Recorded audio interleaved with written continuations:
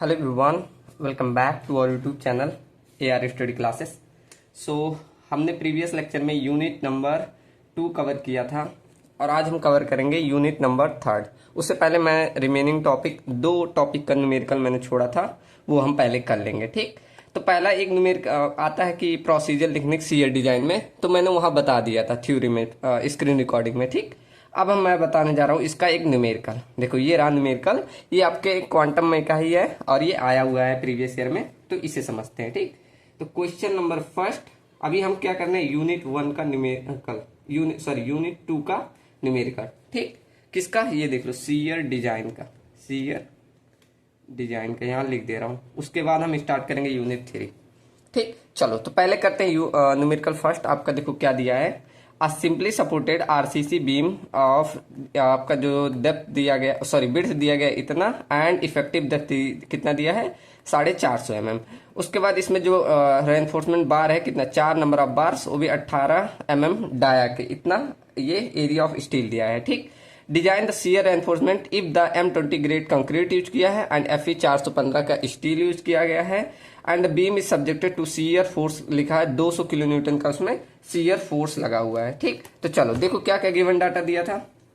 पहला तो आपका बी विड्थ आपका दिया है कितना, आपका 250 mm। ठीक, उसके बाद आपका डेप्थ दिया है, वो भी इफेक्टिव डेप्थ कितना, 450 mm। ठीक, उसके बाद आपका बार दिए हैं कितना, 4 नंबर ऑफ बार्स, वो भी कितने, 18 mm डाया के। ठीक, 18 mm डाया के। ठीक, यहाँ से AST भी निकाल के ही निकाल लूंगा। ठीक, उसके बाद ग्रेड ऑफ कंक्रीट दिया है M20 और ग्रेड ऑफ स्टील दिया है आपको 415 का, और सीयर फोर्स दिया है कितना, 200 किलो न्यूटन। ठीक, तो ये सारे गिवन डाटा हैं। चलो तो पहले इसको यहीं ये निकाल दे रहे हैं, एरिया ऑफ स्टील यहीं निकाल दो, बाद में अभी निकालना पड़ेगा। π/4 × 18 का स्क्वायर, ये इतना आ गया, इंटू कर दो इसको, 4 बार है तो ये आपका आ गया इतना एरिया, मतलब 1017.8762 इतना mm² एरिया ऑफ स्टील आ गया। ठीक, ये अभी बाद में करना पड़ता है। उसके बाद देखो यहाँ सीयर फोर्स आपको दिया था, तो इसको फैक्टर्ड कर दिया जाता है, कभी कभी लिख देता फैक्टर्ड सीयर फोर्स, तो वहां नहीं करने की जरूरत होती। यहाँ नहीं लिखा है तो VU को क्या कर दो, 1.5 से मल्टीप्लाई कर दो, 200 × 1.5, तो ये वैल्यू आ गई 300 किलो न्यूटन। कितना, 300 किलो न्यूटन। ठीक, ये आपका सीयर फोर्स आ गया। चलो जो जो अब नेसेसरी डाटा थे हमें सब मिल गए, अब सीधे बढ़ते हैं स्टेप। तो स्टेप नंबर फर्स्ट मैंने क्या बताया था सीयर डिजाइन में, किसी ने पढ़ा PDF? स्टेप नंबर फर्स्ट हम निकालते हैं नॉमिनल सीयर फोर्स, या तो इसे आप tau v nominal shear force, nominal shear force. ठीक, इसे हम टॉबी या टॉबीसी से डिनोट करते हैं, जिससे भी डिनोट कर देना। ठीक, तो इससे डिनोट करते हैं। इसे कैसे निकालोगे, तो Toby equal to VU/B × D होता है। अब सब चीजें आपको मालूम है, यहाँ बस वैल्यू रख दो। VU की वैल्यू कितनी है, 300 किलो न्यूटन, और B की वैल्यू कितनी है, 250 mm है। ऐसे D की वैल्यू कितनी है, 450 mm। ठीक, रख के सॉल्व कर दो इसको, मतलब यहाँ देखो ये किलो न्यूटन में है ना, 300 किलो न्यूटन, इसको न्यूटन में बदल दो, तो 1000 से मल्टीप्लाई कर दो। चलो करो, तो ये आपका आ गया 300 × 1000 डिवाइडेड बाई 250 × 450, तो ये आप करेंगे आ जाएगा 2.66, यही 2.67 कर दो न्यूटन पर mm²। ये इतना आपका आ गया सीयर फोर्स। ठीक, चलो तो पहला स्टेप सबको समझ में आया ना। चलो अब स्टेप नंबर सेकंड बढ़ते हैं। स्टेप नंबर सेकंड, तो स्टेप नंबर सेकंड आपका होता है मैक्सिमम सीयर स्ट्रेस। ठीक, इसको कैसे निकालते हैं, इसे बोला जाता है टॉसी मैक्स, इससे डिनोट करते हैं। अब इसका आपको IS कोड में फॉर्मूला मिल जाएगा, ऐसे चार्ट मैंने लिखवाया था, IS कोड 456 में आपको ये मिल जाएगा, 452,000। आपको पूरा ये चार्ट ऐसे यही ध्यान रखना है। ठीक, चलो मैं बना दे रहा हूं पूरा। ठीक, ये आपका ऐसे चार्ट बना होगा, आप इसकी सहायता से टॉसी मैक्स को निकाल लेंगे। कैसे, आपको ग्रेड ऑफ कंक्रीट दिया गया है, कौन सा है, M20, तो M20 ये रहा, तो यहां से टॉसी मैक्स आपका क्या हो गया, 2.8। ठीक, ये यहां से निकाल लेंगे। अब हम केस देखते हैं कि आपकी टॉसी मैक्स की वैल्यू ज्यादा होती है टॉबी से, तो आपका क्या होता है, वहां कोई डायगोनल सीयर फेलियर नहीं आता। तो यहाँ दिख भी रहा है कि टॉ सी मैक्स की वैल्यू जो है वो ग्रेटर देन है टॉ वी से, है ना। इसकी वैल्यू 2.8 है, इसकी वैल्यू 2.6 है, तो मतलब ये वैल्यू ज्यादा है, ये वाली कम है, तो मतलब नो डायगोनल कंप्रेसिव फेलियर अकर, डायगोनल कंप्रेसिव फेलियर अकर, यहाँ कोई फेलियर नहीं होगा। ठीक, चलो तो स्टेप सेकंड एकदम इजी था। अब स्टेप थर्ड थोड़ा सा ध्यान दीजिएगा, इसमें आईएस कोड का काम पड़ेगा आपको। स्टेप थर्ड हम निकालते हैं design shear strength, sorry design shear stress, design shear stress, जिसे हम टॉ सी से डिनोट करते हैं। अब इसके लिए आपको दो चीजें चाहिए। पहला आपको ग्रेड ऑफ कंक्रीट मालूम होना चाहिए, कौन सा है, जो कि M20। दूसरा हम निकालते हैं आपको grade of percentage of steel, PT की वैल्यू निकालनी होती है। इसका फॉर्मूला क्या होता है, जो आपका एरिया ऑफ स्टील होता है उसे B इंटू डी से डिवाइड कर दो, इंटू 100 से मल्टीप्लाई कर दो, वो आपको परसेंटेज ऑफ स्टील दे देगा। अब एरिया ऑफ स्टील कितना हमने ऊपर निकाल दिया था, 1017.8760 डिवाइडेड बाई बी की वैल्यू कितनी है आपका 250 है, तो 250 इंटू डी की वैल्यू आपकी 450 है, इसको मल्टीप्लाई कर दो किससे 100 से, तो यहाँ आपका आ जाएगा परसेंटेज में, तो 1017.8760 इंटू 100 डिवाइडेड बाई 250 इंटू 450। ठीक, तो यहाँ पर आपका परसेंटेज कितना आ गया 0.905, इसको 5 लेके चलो। ठीक, तो ये आपका परसेंटेज ऑफ पीटी की वैल्यू मिल गई। अब इन्हीं दो वैल्यू से आपको क्या करना है, आईएस कोड में जाना है। कहां पर, पेज नंबर 71 पे, रुको मैं निकाल के दिखाऊं। देखो ये रहा, इस चार्ट में आपका पेज नंबर ये 73 पे है, इस पे आपको यहाँ टॉ सी की वैल्यू मिल जाएगी। देखो लिखा डिजाइन शियर स्ट्रेंथ टॉ सी। ठीक, तो यहाँ पर हमने ये देखो ऊपर लिखा 100 AST बाई BD, दिख रहा है सबको, यहाँ पर ध्यान से देखिएगा, 100 AST बाई BD। तो यहाँ से आपको जो वैल्यू मिली, कहाँ पर मिली हमें 0.90, मतलब इसके और इसके बीच में कहीं मिले। उसके बाद सामने जाना है, जो ग्रेड आप कंक्रीट दिया उसके सामने कि उन दोनों वैल्यू को उठा लेना है। मतलब मैंने क्या क्या बोला आपको, जो परसेंटेज ऑफ पीटी आपने निकाला, एक तो परसेंटेज ऑफ पीटी निकाला, एक हम यहाँ पर टॉसी की वैल्यू लेते हैं, किस आधार पे, इस जो ग्रेड ऑफ कंक्रीट है उसके आधार पे। तो यहाँ पर जाएंगे तो किसके बीच में है 0.75 पे और 1.0, मतलब इसके 1 के बीच में हमारा ये वैल्यू आएगा, मतलब 0.75 और किसके 1 के बीचों बीच हमारा ये वैल्यू आएगा, कौन सा, ये 0.905 इसके बीच में हमारा है। तो इसका हम इंटरपोलेशन कर देते हैं। अब क्या देखते हैं, इसके सामने टॉ सी की वैल्यू कितनी है, इसके सामने कितना है 0.56, कितना है 0.56। सेम ऐसे एक के आगे देखते हैं, कितना है 0.62, बस आपको ये मालूम चल गया 0.62। अब लगा दो इंटरपोलेशन, सब लोगों ने मैथ में पढ़ा होगा। क्या होता है, हमें जिस यही निकालना है ना, तो जिसके ऊपर निकालना होता है उसको पहले प्लस कर दो, तो 0.56 इसको प्लस कर देंगे इसके ऊपर वाली संख्या, उसके बाद इन दोनों का डिफरेंस ले लेते हैं, मतलब 0.62 माइनस 0.52 डिवाइडेड बाय इन दोनों का डिफरेंस 1 माइनस 0.75, फिर इनटू में क्या करते हैं इन दोनों का डिफरेंस 0.905 माइनस का 0.75, तो ये आपको मिल जाएगा टॉ सी की वैल्यू। ठीक, कर लो, तो कितना है 0.56 प्लस में, अब ये आपका है 0.62 माइनस का 0.52, ब्रैकेट 1 नीचे आओ, 1 माइनस 0.75। ठीक, उसके बाद हम ऊपर चले जाएंगे, मल्टीप्लाई कर दो कितने से, ब्रैकेट में 0.905 माइनस का 0.75। ठीक, तो ये आपकी वैल्यू आ जाएगी कितना 0.622।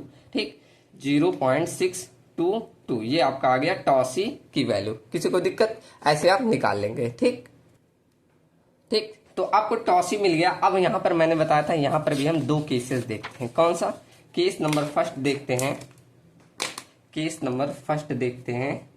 केस नंबर फर्स्ट कि अगर आपकी टॉ सी की वैल्यू ग्रेटर देन है टॉ वी से, तो वहां कोई भी आपका नो टेंसाइल फेलियर अकर, नो डायगोनल टेंसाइल फेलियर अकर, डायगोनल टेंसाइल फेलियर अकर।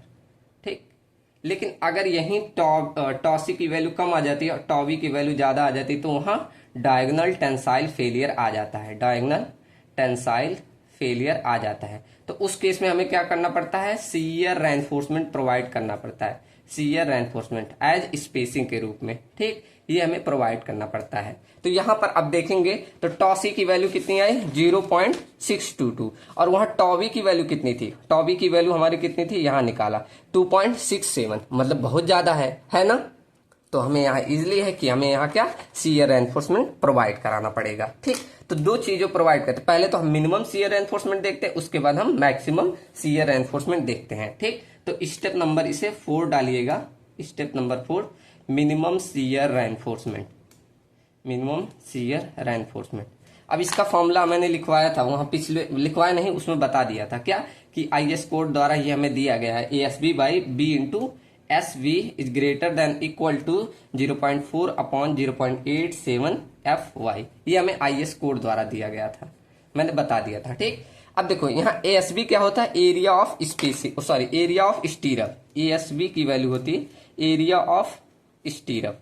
अब इसे क्या करना पड़ता है, आपको एज्यूम करना पड़ता है कि आप कितने लेग्ड, मतलब यहाँ देखो 2 लेग्ड, 4 लेग्ड, 6 लेग्ड, 8 लेग्ड, ऐसे आपके स्टीरअप प्रोवाइड किए जाते हैं। ठीक, तो वहां अपने अनुसार आपको एज्यूम कर लेना है, उसके बाद कितना डाया आपको प्रोवाइड करना वो एज्यूम कर लेना है। ठीक, उसी हिसाब से आपका ASB निकल जाएगा। ठीक, तो हम यहाँ पर एज्यूम कर ले रहे हैं एज्यूम लिख दो, assume 2 legged 8 mm dia of stirrups provide. ठीक, स्टीरस प्रोवाइड जब इतना एज्यूम कर लिए तो ASB निकाल सकते हो कैसे, π/4 इंटू 8 का स्क्वायर इंटू 2 नंबर ऑफ बार से निकाल लो, कितना आ गया देखो, π/4 इंटू 8 का स्क्वायर इंटू 2 नंबर ऑफ बार से, तो ये निकालोगे आ जाएगा 100.53 mm स्क्वायर। ठीक, एक बार आउट कर दें, नहीं सही है। ठीक, चलो ये आपका क्या आ गया ASB एरिया ऑफ स्पेसिंग। ठीक, और यहाँ पर SB की वैल्यू यही हमें निकालनी होती है। SB मतलब होता है स्पेसिंग, कितना आप मिनिमम स्पेसिंग रखेंगे इसमें। ठीक, चलो तो निकाल लो, अब बाकी सब वैल्यू मालूम है। ASB हमने निकाल लिया कितना 100.53 इंटू B की वैल्यू हमें मालूम थी कितना है 250, हाँ 250 है। ठीक, तो B हमारा 250 इंटू SB की वैल्यू कितना है यही हमें निकालना है, greater than equal to 0.4 upon 0.87 into FY की वैल्यू 415। इसको यहीं रोक दो, बाकी को उधर भेज, सॉरी इसको उधर भेजोगे और ये सारी वैल्यू इधर आएगी, तो मतलब ये इससे मल्टीप्लाई होगा तो 0.87 इंटू 415 इंटू में ये इधर आएगा और ये इधर जाएगा, मतलब रुको मैं सही करूँ, इसको इधर भेजेंगे तो ये 100 में मल्टीप्लाई होगा 100.53। ठीक, उसके बाद ये इधर जाएगा और बाकी सब ये अपॉन में हो जाएगा 250 इंटू 0.4 और ये SB। ठीक, सॉल्व कर लेना, ऐसे होगा।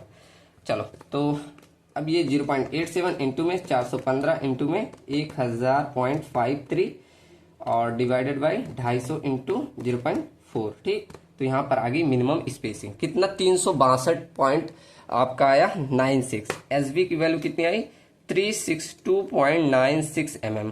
अब आप एक बात ध्यान रखिएगा, जब भी हम स्पेसिंग इसमें प्रोवाइड करेंगे वो 300 mm से ज्यादा नहीं होनी चाहिए। ठीक, ऐसे लिख दो, वी नो दैट शायद हमारे IS कोडल प्रोविजन में मैंने बताया था उसमें कि ये इतना नहीं होना चाहिए। ठीक, तो ऐसे लिख दो, we know that SB is does not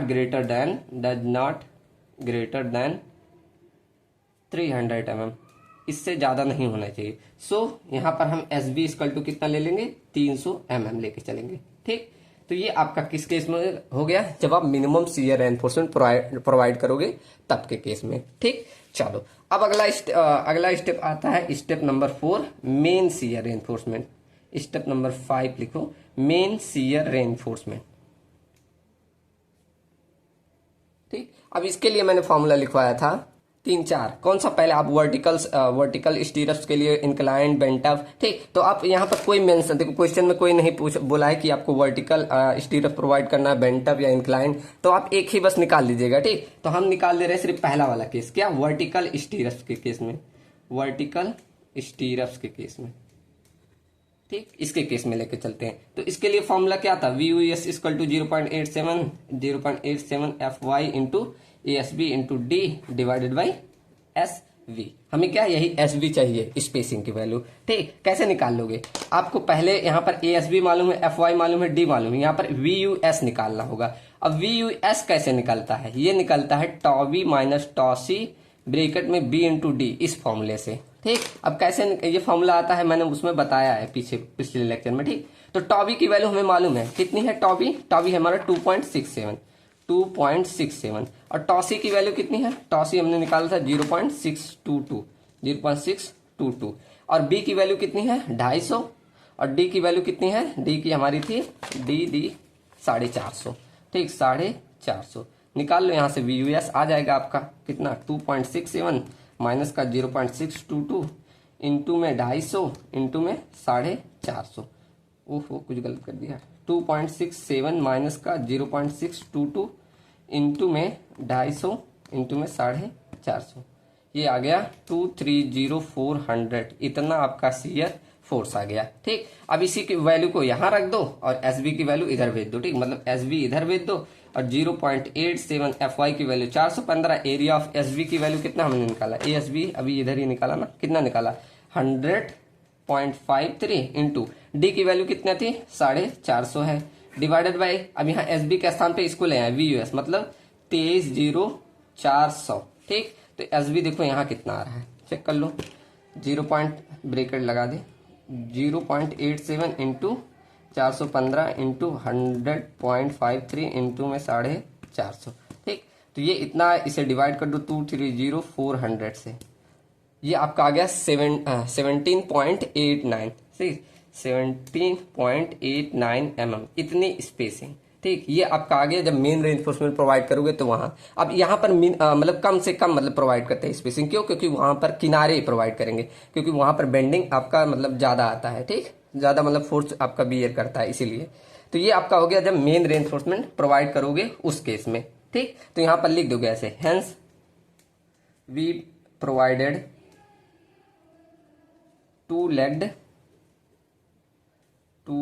at the rate कितने पे 17.89। इसे अप्रोक्सीमेट ऐसे मान सकते हो, 70 को ऐसे 80 mm मान लेना, 80 mm स्पेसिंग पे। ठीक, 80 mm स्पेसिंग पे।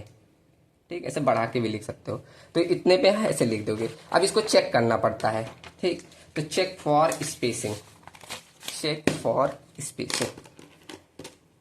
ये आपका स्टेप नंबर हो गया 6, चेक फॉर स्पेसिंग। अब कैसे चेक करते हो, जब वर्टिकल का बेंटअप का मैंने लिखवाया था, पहला तो होता है जब वर्टिकल का, हम वर्टिकल ही प्रोवाइड करें तो उसी का चेक कर दो 0.75D अपॉन में 300। इन दोनों में से जो वैल्यू मिनिमम आती है वही हम यूज कर लेते हैं। ठीक, तो 0.75D। अब D की वैल्यू कितनी है, D की वैल्यू आपकी थी आपका कितना था D 450। हाँ 450 था।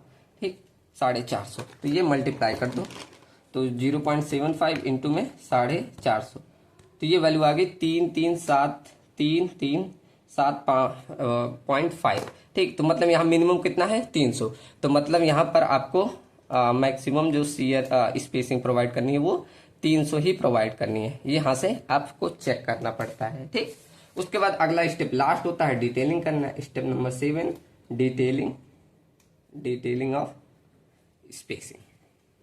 तो डिटेलिंग सब लोग कर देना। कैसे, ऐसे रेनफोर्समेंट बना देना, ये आप दिखा देना। ठीक, ऐसे दिखा देना, यहाँ ऐसे रेनफोर्समेंट प्रोवाइड करके ऐसे, फिर यहाँ लिख देना जहां पर जो रेनफोर्समेंट है, जैसे ये वाला सॉरी ऐसे नहीं, ऐसे बना के यहाँ पर किनारे कितना, मतलब किनारे आपका कम स्पेसिंग वाला रहता है और बीच में दूर दूर रहता है। तो यहाँ पर 300 mm स्पेसिंग वाला जो आया था वो प्रोवाइड करा देना, यहाँ कम स्पेसिंग वाला जो कितना 17 पॉइंट कुछ आया था ऐसे बना दीजिएगा। ठीक, तो यहाँ पर ये पहला क्वेश्चन खत्म होता है। अब बढ़ते हैं इस क्वेश्चन नंबर 2 पे। अब क्वेश्चन नंबर 2 आपका है और बॉन्ड स्ट्रेंथ पे, बॉन्ड एंड डेवलपमेंट लेंथ पे है, डेवलपमेंट लेंथ पे। ठीक, एक ही क्वेश्चन ही करा रहा हूं, अभी ज्यादा क्वेश्चन कराऊंगा, देख रहे हैं कितना टाइम लग रहा है कराने में, इसीलिए। ठीक, चलो तो क्वेश्चन नंबर 2 करते हैं डेवलपमेंट लेंथ पे। ये आपका क्वेश्चन है। ठीक, चलो तो इसे करते हैं। चलो देखो क्या क्या पहले डाटा दिया है, लिखते जाऊं फिर बताते जाऊंगा। क्या लिखा है, a RCC beam 250 mm into 500 mm का एक आरसीसी का बीम है। ऐसे क्रॉस सेक्शन बना दीजिए। ये आपका एक आरसीसी का बीम है जिसकी विड्थ दी है कितनी 250 mm और डेप्थ दी है आपको 500 mm, इसकी डेप्थ दी है। ठीक, उसके बाद बोला है a deep span of 5.5 metre, मतलब इसका स्पैन दे दिया है 5.5 मीटर का। ठीक, उसके बाद आगे क्या लिखा है, द बीम हैज 2 बार, वो भी 20 mm डाया का प्रोवाइड किया गया है सपोर्ट पे। मतलब यहाँ नीचे जो आपका बार है 2 ही बार प्रोवाइड किया गया, वो भी कितना है, 20 mm डाया का। ठीक, ये आपका बार प्रोवाइड किया गया। उसके बाद बोला फैक्टर्ड शियर फोर्स। अब देखो यहाँ शियर फोर्स को फैक्टर्ड बता दिया है कि मतलब यहाँ VU की वैल्यू दी है, कितनी दी है, 140 किलो न्यूटन। अब यहाँ फैक्टर करने की कोई जरूरत नहीं, ऐसे देखो फैक्टर लिख देगा। उसके बाद बोल रहा है हमें डेवलपमेंट लेंथ चेक करना है। क्या, अगर आपका कौन सा स्टील दिया है, FE 415 का स्टील दिया है, और ये ग्रेड कौन सा, M20 ग्रेड का स्टील दिया है। ठीक, और बोला इफेक्टिव कवर जो D नॉट की वैल्यू है वो 30 mm लेके चलना है। ये आपको इतना डाटा दिया है। उसके बाद डेवलपमेंट लेंथ चेक करना होता है। अब इसे कैसे किया जाता है, तो डेवलपमेंट आपने थ्योरी में पढ़ा होगा, 2 निकालते हैं, एक LD निकालते हैं परमिजिबल और एक LD निकालते हैं हम डेवलप्ड। ठीक, डेवलप्ड मतलब सॉरी, एक परमिजिबल निकालते हैं, एक प्रोवाइडेड निकालते हैं। ये एक प्रोवाइडेड तो जो परमिजिबल लेंथ है उससे अगर ज्यादा आपने प्रोवाइड किया है तब तो आपका ठीक है, लेकिन अगर उससे कम हो गया तब तो आपका फोर्स लगेगा, बाहर निकल जाएगा। तो यही हमें चेक करना है कि आपका डेवलपमेंट लेंथ कितना इसमें प्रोवाइड करना है। तो इसके लिए क्या करोगे, पहले आप परमिजिबल का निकाल लो। कैसे निकालते थे LD परमिजिबल के लिए, तो LD परमिजिबल के लिए मैंने फॉर्मूला लिखवाया था, उसमें लिखा था कितना था, 0.87 FY इंटू 5/4 टॉ BD। ठीक, ये फॉर्मूला लिखाया था ना। इसमें सब चीजें आपको मालूम है, क्या, FY मालूम है, फाई मालूम है, लेकिन टॉ BD नहीं मालूम है। इसके लिए आपको क्या पढ़ना पड़ता है, आपको वहां IS कोड में जाना पड़ता है। फिर यहाँ पे पहले कंडीशन देखी जाती है कि आपका कौन सा बार है। बार देखो कौन सा, FE 415 है, मतलब HYSD बार है। और बार कहां पर प्रोवाइड किया गया है, टेंशन साइड में, लिखा भी था शायद उसमें। ठीक, तो यहाँ पर नीचे प्रोवाइड किया है, कहाँ, टेंशन साइड में। तो मतलब जब इस केस में आता था तो मैंने क्या बोला था, 60% इंक्रीज कर दो, मतलब 1.60 से मल्टीप्लाई कर देना। ठीक, तो यहाँ पर क्या फॉर्मूला हो जाएगा, 0.87 FY की वैल्यू ऐसे लिख दो, 415 लिख दे रहा हूं, और डाया कितना है, 20 mm।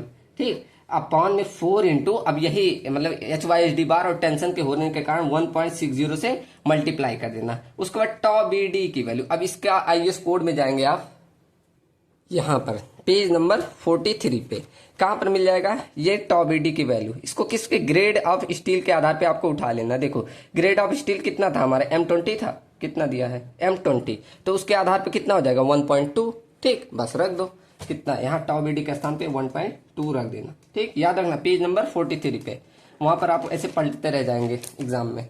चलो तो रख दो, अब सारी वैल्यू मिल गई, टॉ BD परमिजिबल निकाल दो। तो 0.87 इंटू 415 इंटू में 20, इसको डिवाइड कर दो 4 इंटू 1.6 इंटू 1.2 से, तो ये कितना आ गया, ये देखो गलत आ रहा है, 0.87 इंटू में 415 इंटू में 20 डिवाइडेड बाई 4 इंटू 1.60 इंटू में 1.2। ठीक, ये इतना आएगा, कितना, 940.23 mm। ठीक, इतना LD कितना परमिजिबल आया, LD परमिजिबल की वैल्यू। ठीक, तो कितना, 940.23 mm, ये LD परमिजिबल आया। अब आपको निकालना होता है LD प्रोवाइडेड। इसको कैसे निकालते हो, तो इसके लिए मैंने फॉर्मूला लिखवाया था, 2 फॉर्मूला। LD प्रोवाइडेड हम निकालने जा रहे हैं, क्या लिखवाया था, LD प्रोवाइडेड लिखवाया था 1.3 MU/VU प्लस में L नॉट। ये कब, जब आपका कन्फाइंड दिया हो, मतलब आप पूरा उधर से, मतलब ऐसे बीम से पूरा कन्फाइंड कर दिया हो, मतलब फिक्स कर दिया हो। अगर कन्फाइंड नहीं, यहाँ कुछ नहीं लिखा है, तो मतलब आपको यहाँ लेके चलना है MU/VU प्लस में L नॉट। ये आपको LD प्रोवाइडेड ऐसे निकालना होगा। जब आपको कन्फाइंड लिख लेना है तो यहाँ पर 30% से मल्टीप्लाई कर, मतलब 1.3 से मल्टीप्लाई कर दिया जाता है। ठीक, तो कन्फाइंड नहीं दिया है, मतलब ऐसा ही केस लेके चलना है। ठीक, तो चलो यहाँ हमें VU मालूम है, L नॉट हमें निकाल लेंगे। कैसे, L नॉट के लिए आपको एज्यूम कर लेना है कि आप कितने डिग्री पे एंकर बार प्रोवाइड कर रहे हैं। तो हम मान ले रहे हैं 90 डिग्री पे हम प्रोवाइड कर रहे हैं। तो उसके लिए आपको वहां पे आप जाएंगे, IS कोड में भी मिल जाएगा, मैंने नोट्स में भी दिया है। तो वहां पर जब 90 डिग्री का प्रोवाइड करते हैं तो 8 फाई आपका लेंथ हो जाता है, किसका, L नॉट का। तो 8 में जब आप मल्टीप्लाई करोगे फाई का, तो ये 20 = 160 mm आ जाएगा। ठीक, मतलब L नॉट बराबर 160 mm। ठीक, आपको क्या पूरा एक मिल जाएगा, ऐसे वहां पर नोट्स में लिखा है। ठीक, वहां से देख लीजिएगा। ये आपको ऐसे एज्यूम करना पड़ता है कि हम 90 डिग्री का मतलब एंकर बार ऐसे प्रोवाइड करा रहे हैं, या 180 डिग्री, 45, ये आप पे डिपेंड करता है। ठीक, तो उसी हिसाब से अभी हम चेक भी करेंगे। चलो, तो ये हमने 90 डिग्री का प्रोवाइड करके एल नॉट निकाल लिया। अब बात फंसती है एम यू निकालने का। तो एम यू निकालने के लिए आपको पूरा आप जैसे शुरू से करते थे वैसे करना पड़ेगा। क्या, पहले आप एक्स यू लिमिट निकालो। एक्स यू लिमिट कैसे निकालोगे, के इंटू डी करके। के की वैल्यू कितना आती है, 415 की ग्रेड में है, कितना आएगा, तो 0 पॉइंट कितना आता है, 46, हाँ यही आता है। और डी की वैल्यू कितना, 450 है, नहीं, डी की वैल्यू आपको यहाँ पर देखो स्मॉल डी है, तो यहाँ पर स्मॉल डी की वैल्यू कितना लेके चलना है, ये आपको स्मॉल डी आ जाएगा 500 माइनस का 30, तो ये आपका आ जाएगा 470 mm। चलो, तो डी की वैल्यू यहाँ पर कितनी आपको निकाल लेंगे, यहाँ डी हमारा 470 आ गया। ठीक, तो 470 से यहाँ मल्टीप्लाई कर दो तो हो जाएगा 0.46 इंटू 417, तो ये आपका आ गया 216.2 mm। ठीक, इतना आपका क्या है, एक्सयू लिमिट आ गया। अब सेम आपको एक्सयू भी निकालना पड़ेगा। ठीक, सेकंड आपको एक्सयू निकालना पड़ेगा। अब सेम हम जैसे मोमेंट ऑफ रेजिस्टेंस करते थे ना, यहां समझो वैसे करना पड़ रहा है। क्यों, क्योंकि अभी हम इन दोनों को कंपेयर करके तब आपको एमयू निकालना पड़ता है। तो यहाँ एक्सयू कैसे निकालते थे, हम कंप्रेसिव को टेंशन से बराबर करते थे, उसके बाद 0.36 एफ सी के बी इंटू एक्सयू करते थे, उसके बाद टेंशन में क्या 0.87 F Y into A S t करते थे। ठीक, उसके बाद देखो यहाँ पर एक्सयू की वैल्यू हमें मिल जाती थी, कैसे, 0.87 F Y into A S t divide कर देते थे 0.36 एफ सी के इंटू बी, बस बी ही। ठीक, अब रख दो 0.87 इंटू एफ वाई की वैल्यू आपको कितना दिया है, एफ वाई आपको 415 रख देना है। ए एस टी अब देखो यही निकाल दो, ए एस टी आप यहाँ निकाल दो, ए एस टी की वैल्यू कितना आ जाएगा, π/4 इंटू 20 mm का स्क्वायर, π/4 इंटू 20 mm का स्क्वायर, ये आ गया। और 2 बार है तो 2 से मल्टीप्लाई कर दो, ये आपका ए एस टी आ गया 628.32 mm स्क्वायर। ठीक, ये इससे निकाला। ठीक, ये 2 बार है और 20 mm डाया है इसके हिसाब से। ठीक, चलो, तो ये हमारा ए एस टी कितना आ गया, 628.32 mm square divided by 0.36, f c की वैल्यू 20 और बी की वैल्यू आपको 250 दी गई है। एक्स निकाल लो, तो यहाँ रखेंगे 0.87 इंटू 415 इंटू में 628.32 और इसको डिवाइड कर दो 0.36 इंटू 20 इंटू में 250 से। ठीक, तो ये आपका आ गया 126.03। अब यहां पर देखोगे तो एक्सयू की वैल्यू कम है और एक्सयू लिमिट की वैल्यू ज्यादा है। क्या केस बन रहा है यार, यहाँ हम देख रहे हैं कि एक्सयू की वैल्यू कम है और एक्सयू लिमिट की वैल्यू ज्यादा है। ठीक, ये केस बन रहा है। तो मतलब ये केस जब बनता है तो आपका कौन सा अंडर एनफोर्समेंट सेक्शन बनता है ना। तो अंडर एनफोर्समेंट सेक्शन में कौन सा मतलब क्या फेल करेगा, अंडर एनफोर्समेंट सेक्शन में हमारा स्टील फेल करेगा। तो उस केस में आप मोमेंट ऑफ रेजिस्टेंस निकालोगे एमयू की वैल्यू टेंशन में। ठीक, टेंशन में क्या फॉर्मूला होता है, 0.87 F Y into A S T bracket में D minus 0.42 into X U, ऐसे करके आप निकाल लेंगे। ठीक, चलो तो रख दो 0.87 एफ वाई की वैल्यू 415, एरिया ऑफ स्टील अभी निकाला कितना है 628, कितना था 628.32 था, 32 सही है। ठीक, 32 था। उसके बाद डी आपका कितना आया 470 आया था, नहीं 480 आया, 480 आया, सॉरी 70 आया था। ठीक, 70 माइनस 0.42 इंटू एक्सयू की वैल्यू कितना निकाला हमने, एक्सयू अभी निकाला 126.03। ठीक, 126.03 इतना एक्सयू निकाला। रख दो सबका, अब इजिली आपको मिल जाएगा। रखो 0.87 इंटू में 415 इंटू में 628.32 इंटू ब्रेकेट में 470 माइनस में 0.42 इंटू में 126.03। ठीक, ये गलत कर दिया, देखो 0.87 इंटू 415 इंटू 628.32 इंटू में ब्रेकेट 470 माइनस 0.42 इंटू में 126.03। ठीक, इतना आया। अब इसको क्या करते हैं 10 टू पावर 6 से डिवाइड करते हैं, जिससे किलो न्यूटन में आ जाएगा कितना 194.61 किलो न्यूटन पर मीटर। ठीक, ये आपका क्या आ गया एम यू की वैल्यू। अब एम यू मिल गया, अब सिंपल वही फॉर्मूले पर रख दो। क्या हमारा था डेवलपमेंट प्रोवाइडेड की वैल्यू के फॉर्मूला क्या था, m you upon v u plus में एल नॉट।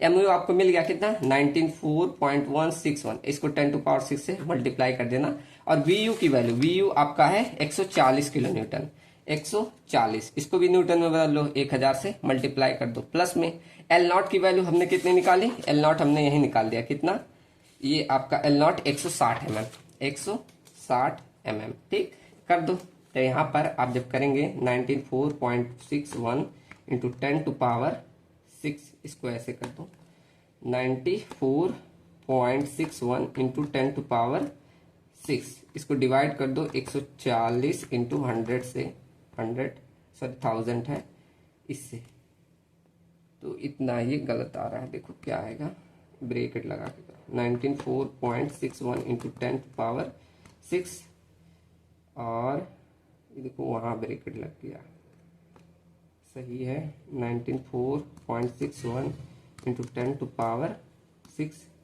और डिवाइडेड बाई 140 इंटू 1000,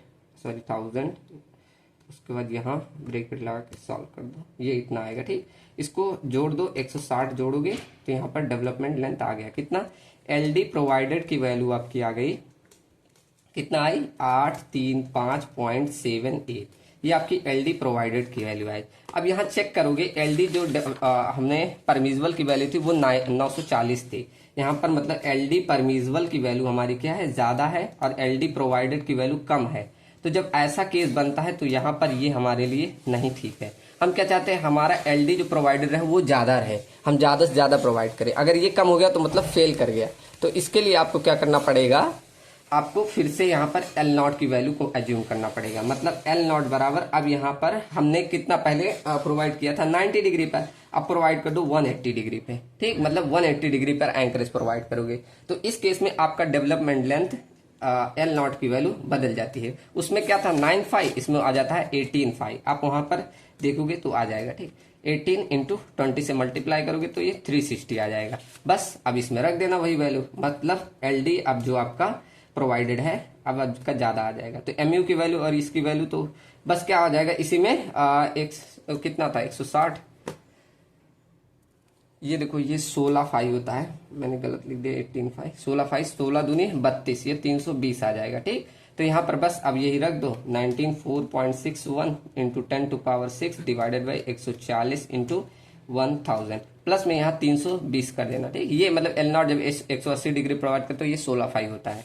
अब इसको जब सॉल्व करोगे तो एल डी प्रोवाइडेड की वैल्यू आपकी कितने आ जाएगी, बस इसमें थोड़ा सा वही इंक्रीज हुआ, कितना 160, तो 160 बढ़ा दो इसी में, 835.78 प्लस में 160 सॉल्व करोगे यही आएगा, कितना 995.7 mm, इतना आपका डेवलपमेंट आया। अब देखो ये परमिजिबल से ज्यादा है कि नहीं, परमिजिबल आपका कितना था 940 और आप प्रोवाइड कितना करा रहे हैं 995, मतलब हेयर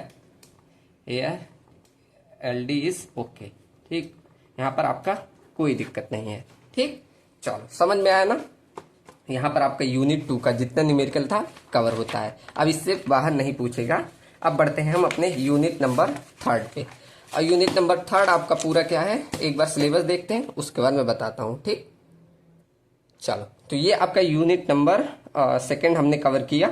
अब यूनिट नंबर 3 में देखो आपका पूरा स्लैब एंड स्टेयरकेस है, ठीक। तो चलो जितना थ्योरी पोर्शन है वो हम कवर कर लेते हैं, उसके बाद स्टार्ट करेंगे आपका 1 वे 2 वे स्लैब और कॉन्टिन्यूअस स्लैब का न्यूमेरिकल, ठीक। चलो तो स्टार्ट करते हैं। स्क्रीन रिकॉर्डिंग में मैं बता दे रहा हूँ जितने थ्योरी है, ठीक, एक बार थ्योरी देख लीजिएगा, ठीक। चलो तो चलो स्लैब की डिजाइनिंग मतलब पूरा पढ़ने से पहले एक बार ये सब थ्योरी देख ले, ठीक, ये रहेगा तब आपको क्लियर हो जाएगा। पहला टर्म आता है डिफ्लेक्शन लिमिट क्राइटेरिया। अब इस क्राइटेरिया से आप डेप्थ की वैल्यू फाइंड करोगे। अभी मैं जब डिजाइनिंग करूंगा तो ये वाला टर्म काफ़ी यूज करूंगा, ठीक। तो ये क्या होता है, ये मतलब हमारे आईएस कोड ने एक क्राइटेरिया दे दिया कि इतने में स्पैन और इफेक्टिव डेप्थ का रेशियो रहना चाहिए। इससे अगर एक्सीड किया तो आपका वहाँ पर फेलियर आकर होगा, ठीक। तो ये क्या क्राइटेरिया दिया कि vertical deflection can be control by the span upon effective depth ratio. इन दोनों के रेशियो के द्वारा हम क्या वर्टिकल डिफ्लेक्शन को कंट्रोल कर सकते हैं। इसी की सहायता से आप मतलब डेप्थ की वैल्यू निकालोगे, ठीक। तो इन्होंने क्या कहा कि स्पैन अपॉन इफेक्टिव डेप्थ की रेशियो ए वैल्यू से ज़्यादा नहीं होनी चाहिए। मतलब आपके यहाँ पर अगर आपका कौन सा स्पैन 10 मीटर तक अगर स्पैन है, इतनी लेंथ तक है, तो वहाँ पर अगर आपका कैंटिलीवर आपका बीम या स्लैब है तो वहाँ ए वैल्यू 7 लेके चलना है, अगर वहीं आपका सिंपली सपोर्टेड स्लैब है तो वहाँ पर 20 लेके चलना है, वहीं आपका कंटिन्यूस बीम टाइप रहे तो वहाँ पर 26 लेने के चलना है। ध्यान रखो जब हमारा कब स्पैन 10 मीटर तक हो, लेकिन वही अगर 10 मीटर से एक्सीड कर जाए तो ऐसा कभी क्वेश्चन में होता नहीं, लेकिन अगर एक्सीड कर जाए तो वहाँ पर आपको इसी में ए वैल्यू में 10 बाई स्पैन से मल्टीप्लाई कर देना। कैसे, देखो यहाँ पर लिखा है कि हमें क्या कर देना है, ऐसे एल बाई डी के ऐसे लिखना है, उसके बाद ए वैल्यू के साथ यहाँ एम नॉट मतलब वही स्पैन बाई 10 रेशियो से मल्टीप्लाई कर देना है, तब हमें निकालना है। अब ये आपको समझ में नहीं आया होगा, देखो यहाँ एक क्वेश्चन लिखा हुआ है, जैसे ये क्वेश्चन क्या लिखा है, इफेक्टिव डेप्थ बताओ कि स्पैन इतने के लिए, तो हमें पता है कि वो भी सिंपली सपोर्टेड बीम के लिए यहाँ केस दिया है, ठीक। तो सिंपली सपोर्टेड बीम के लिए ए वैल्यू का मान कितना 20 होता है, देखो यहाँ से लिया ना 20 होता है, तो इसी प्रकार हम यहाँ रख देंगे, तो L by D is it does not greater then 20। अब देखो ये 10 मीटर तक हमारा तो 20 रहता है, लेकिन जब ज़्यादा हो जाए तो हमें 10 बाई स्पैन से मल्टीप्लाई भी करना पड़ेगा, ठीक। तो यहाँ से हम डेप्थ की वैल्यू निकाल लेंगे, कैसे, अब ये 20 अपॉन 10 बाई स्पैन रखोगे, स्पैन ये 20 तो 1/2 आ जाएगा, यहाँ देखो ऐसे सॉल्व कर दिया इधर भेज के, तो एल बाई और ये डी को इधर लाया, मतलब डी की वैल्यू यहाँ से निकल जाएगी, ठीक। तो यहाँ पर जब इसको सॉल्व करोगे तो डी की वैल्यू कितनी आनी चाहिए, डी की वैल्यू इतने से ज़्यादा नहीं होना चाहिए, ठीक। कितना 1.125 मीटर इसके मतलब अंतर्गत होनी चाहिए, इससे कम नहीं होनी चाहिए, ठीक। तो ऐसे अभी हम क्वेश्चन में करेंगे तो इसका काफ़ी यूज होगा, तब आपको और क्लियर होगा, ठीक। चलो अब हम बढ़ते हैं स्लैब पे। तो पहला टर्म समझ में आया ना, डिफ्लेक्शन लिमिट क्राइटेरिया। अभी हम ट्रायल डेप्थ निकालेंगे क्वेश्चन में, तो काफ़ी ये यूज होगा, ठीक। अब चलो पढ़ो स्लैब क्या होता है। स्लैब क्या एक प्रकार का मेंबर है, वन डायमेंशन, और जिसका मतलब एक डायमेंशन बहुत स्मॉल होता है कंपेयर टू अदर डायमेंशन के, तो ये आपका स्लैब कहलाता है। और जो उसमें प्राइमरली हमारा क्या बेंडिंग आता है, वही हमारा प्राइमरली सब्जेक्ट टू बेंडिंग या फ्लेक्चर। तो स्लैब में हमारा क्या आता है, बेंडिंग और फ्लेक्चर आता है, सीयर वुयर नहीं आता, ठीक। ये हमने पहले भी बोला था। तो स्लैब के यहाँ पर क्या लिखा है, रेक्टेंगुलर है, 1 बाय 2 वे स्लैब होता है, सॉलिड स्लैब, फ्लैट स्लैब, और आपका slab with opening Vettel slab, ये टाइप होते हैं सब। ऐसे आपका लोडिंग के आधार पे, पॉइंट लोडिंग, यूडियल लोडिंग के आधार पे ये सब पॉइंट लिखे पढ़ लीजिएगा कि 2 डायमेंशन एलिमेंट होता है और ये एज अ फ्लोर की तरह एक्ट करता है। तो ये सारी थ्योरी है, पढ़ लो। डायरेक्ट मैं बता रहा हूँ यहाँ पर, देखो स्लैब में मेनली 2 प्रकार का जो रेनफोर्समेंट प्रोवाइड किया जाता है, एक आपका मेन रेनफोर्समेंट होता है, एक डिस्ट्रीब्यूशन रेनफोर्समेंट होता है। अब मेन रेनफोर्समेंट कहाँ प्रोवाइड करते हैं, जहाँ बेंडिंग आता है, जिस साइड आपका बेंडिंग आएगा, बेंडिंग या बोल दो फ्लेक्चर आएगा, उस पर हम मेन रेनफोर्समेंट प्रोवाइड करते हैं। और डिस्ट्रीब्यूशन सेकंड, हम डिस्ट्रीब्यूशन रेनफोर्समेंट प्रोवाइड करते हैं। अब पूछा जाता है ये क्यों प्रोवाइड करते हैं, ये हम टेम्परेचर हो गया, क्रीप हो गया, श्रिंकेज हो गया, इन सभी को रजिस्ट करने के लिए हम ये डिस्ट्रीब्यूशन रेनफोर्समेंट प्रोवाइड करते हैं, ठीक। तो ये स्लैब में 2 प्रकार के रेनफोर्समेंट प्रोवाइड किए जाते हैं, ये ध्यान रहे, ठीक। चलो अब हम जब भी डिजाइनिंग करेंगे तो विड्थ हमेशा 1 मीटर स्ट्रिप के लिए जाएंगे, ये भी ध्यान रखो। हम जब बी की वैल्यू लेंगे हमेशा 1 मीटर लेके चलेंगे, तो वही लिखा है, ठीक। चलो ये सब पढ़ लेना। अब देखो यहाँ स्लैब का हमने 2 टाइप पढ़ा था ना, 1 वे स्लैब, 2 वे स्लैब। तो 1 वे कब होगा, जब l y by l x का रेशियो इज लेस देन 2 होगा, is greater than equal to 2 होगा, तब वहाँ पर हमारा 1 वे स्लैब होगा, ठीक। ध्यान रहे क्या, जब ग्रेटर देन इक्वल टू 2 हो तो हमारा 1 वे स्लैब। अगर वहीं क्या हो जाए, ये लेस देन 2 हो जाए, तब वो हमारा 2 वे स्लैब कहलाता है, ठीक। चलो समझ में आया ना कि ये सब पॉइंट लिखे हैं, पढ़ लीजिएगा। स्लैब के बारे में सब लिखा है, देखो यही लिखा है कि मेन रेनफोर्समेंट क्यों प्रोवाइड करते हैं, शॉर्टर स्पैन में प्रोवाइड करते हैं, इन 1 वे स्लैब में, 1 वे स्लैब में क्यों, ये रजिस्ट करता है उसमें फ्लेक्चर को। ऐसे हम डिस्ट्रीब्यूशन रेनफोर्समेंट को प्रोवाइड करते हैं लॉन्गर स्पैन में, to resist the long shrinkage, वही सारा पॉइंट लिखा हुआ है, ठीक। तो थ्योरी ये सारा देख लीजिएगा आप लोग। चलो अब बढ़ते हैं 1 वे स्लैब की तरफ। 1 वे स्लैब क्या होता है, जिसमें हमारे 2 सपोर्ट लगे होते हैं। Rectangular slab is supported on 4, इसमें 4 एजेस से ये सपोर्टेड होता है और लोड को ट्रांसफर किया जाता है। Load on transfer slab on 2 supporting, इसमें जो मतलब लोड ट्रांसफर होता है इसमें 2 ही सपोर्ट लगे होते हैं, ठीक।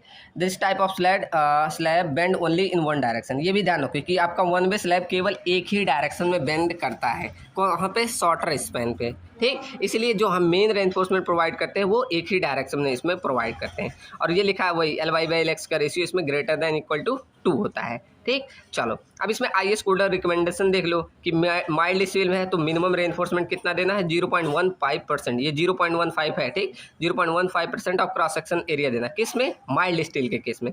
ये HYSD रहे तब आपको मिनिमम रेनफोर्समेंट कितना, 0.12%। अब देखो IS कोडल कभी कभी पूछ लेता है तो यही सारा लिख देना, ठीक। चलो उसके बाद ये सारा लिखा है कि minimum reinforcement is provided to, वही मिनिमम रेनफोर्समेंट मतलब डिस्ट्रीब्यूशन रेनफोर्समेंट। तो मिनिमम रेनफोर्समेंट क्यों प्रोवाइड करते हो? इस श्रिंकेज, टेम्परेचर, इन सभी को रजिस्ट करने के लिए। मिनिमम रेनफोर्समेंट हमारा कम होते हैं इन स्लैब में कंपेयर टू बीम के। ठीक, चलो आगे क्या लिखा है, जब भी हम डिजाइनिंग करेंगे तो विड्थ की वैल्यू 1 मीटर लेके चलेंगे, और डायमीटर हमें चाहिए तो डायमीटर आप मैक्सिमम हमें कितना लेना चाहिए, 1/8 ऑफ थिकनेस ऑफ स्लैब की, इसका हमें लेके चल जाए। ये सब IS कोडर रिकमेंडेशन है। ठीक, और यहाँ माइल्ड स्टील के केस में 10 mm से कम नहीं होना चाहिए, और ऐसे HY डिस्क के केस में कितना नहीं होना चाहिए, शुड नॉट लेस देन में 8 mm, इतना नहीं होना चाहिए। क्यों? HYD के केस में। ठीक, ये डाया बताया गया है। ऐसे आप स्पेसिंग का देख लेंगे, ऐसे आप मिनिमम रेनफोर्समेंट का डाया कितना 6 mm तक से कम नहीं होना चाहिए। ठीक, अब स्पेसिंग के लिए आप जब मेन रेनफोर्समेंट का स्पेसिंग निकालोगे तो उसमें 3D और 300 mm इनमें देखेंगे। ऐसे आप डिस्ट्रीब्यूशन के लिए निकालोगे तो 5D और 300 mm इन दोनों के बीच में जो मिनिमम वैल्यू आएगी उससे आप निकाल लोगे। ठीक, तो ये पढ़ लेना। अब maximum reinforcement 4% of cross section area का हम लेते हैं मैक्सिमम रेनफोर्समेंट। ठीक, चलो तो ये सारे IS कोडर रिकमेंडेशन है, एक बार देख लीजिएगा। चलो अब बढ़ते हैं वन वे स्लैब की डिजाइनिंग का स्टेप पे।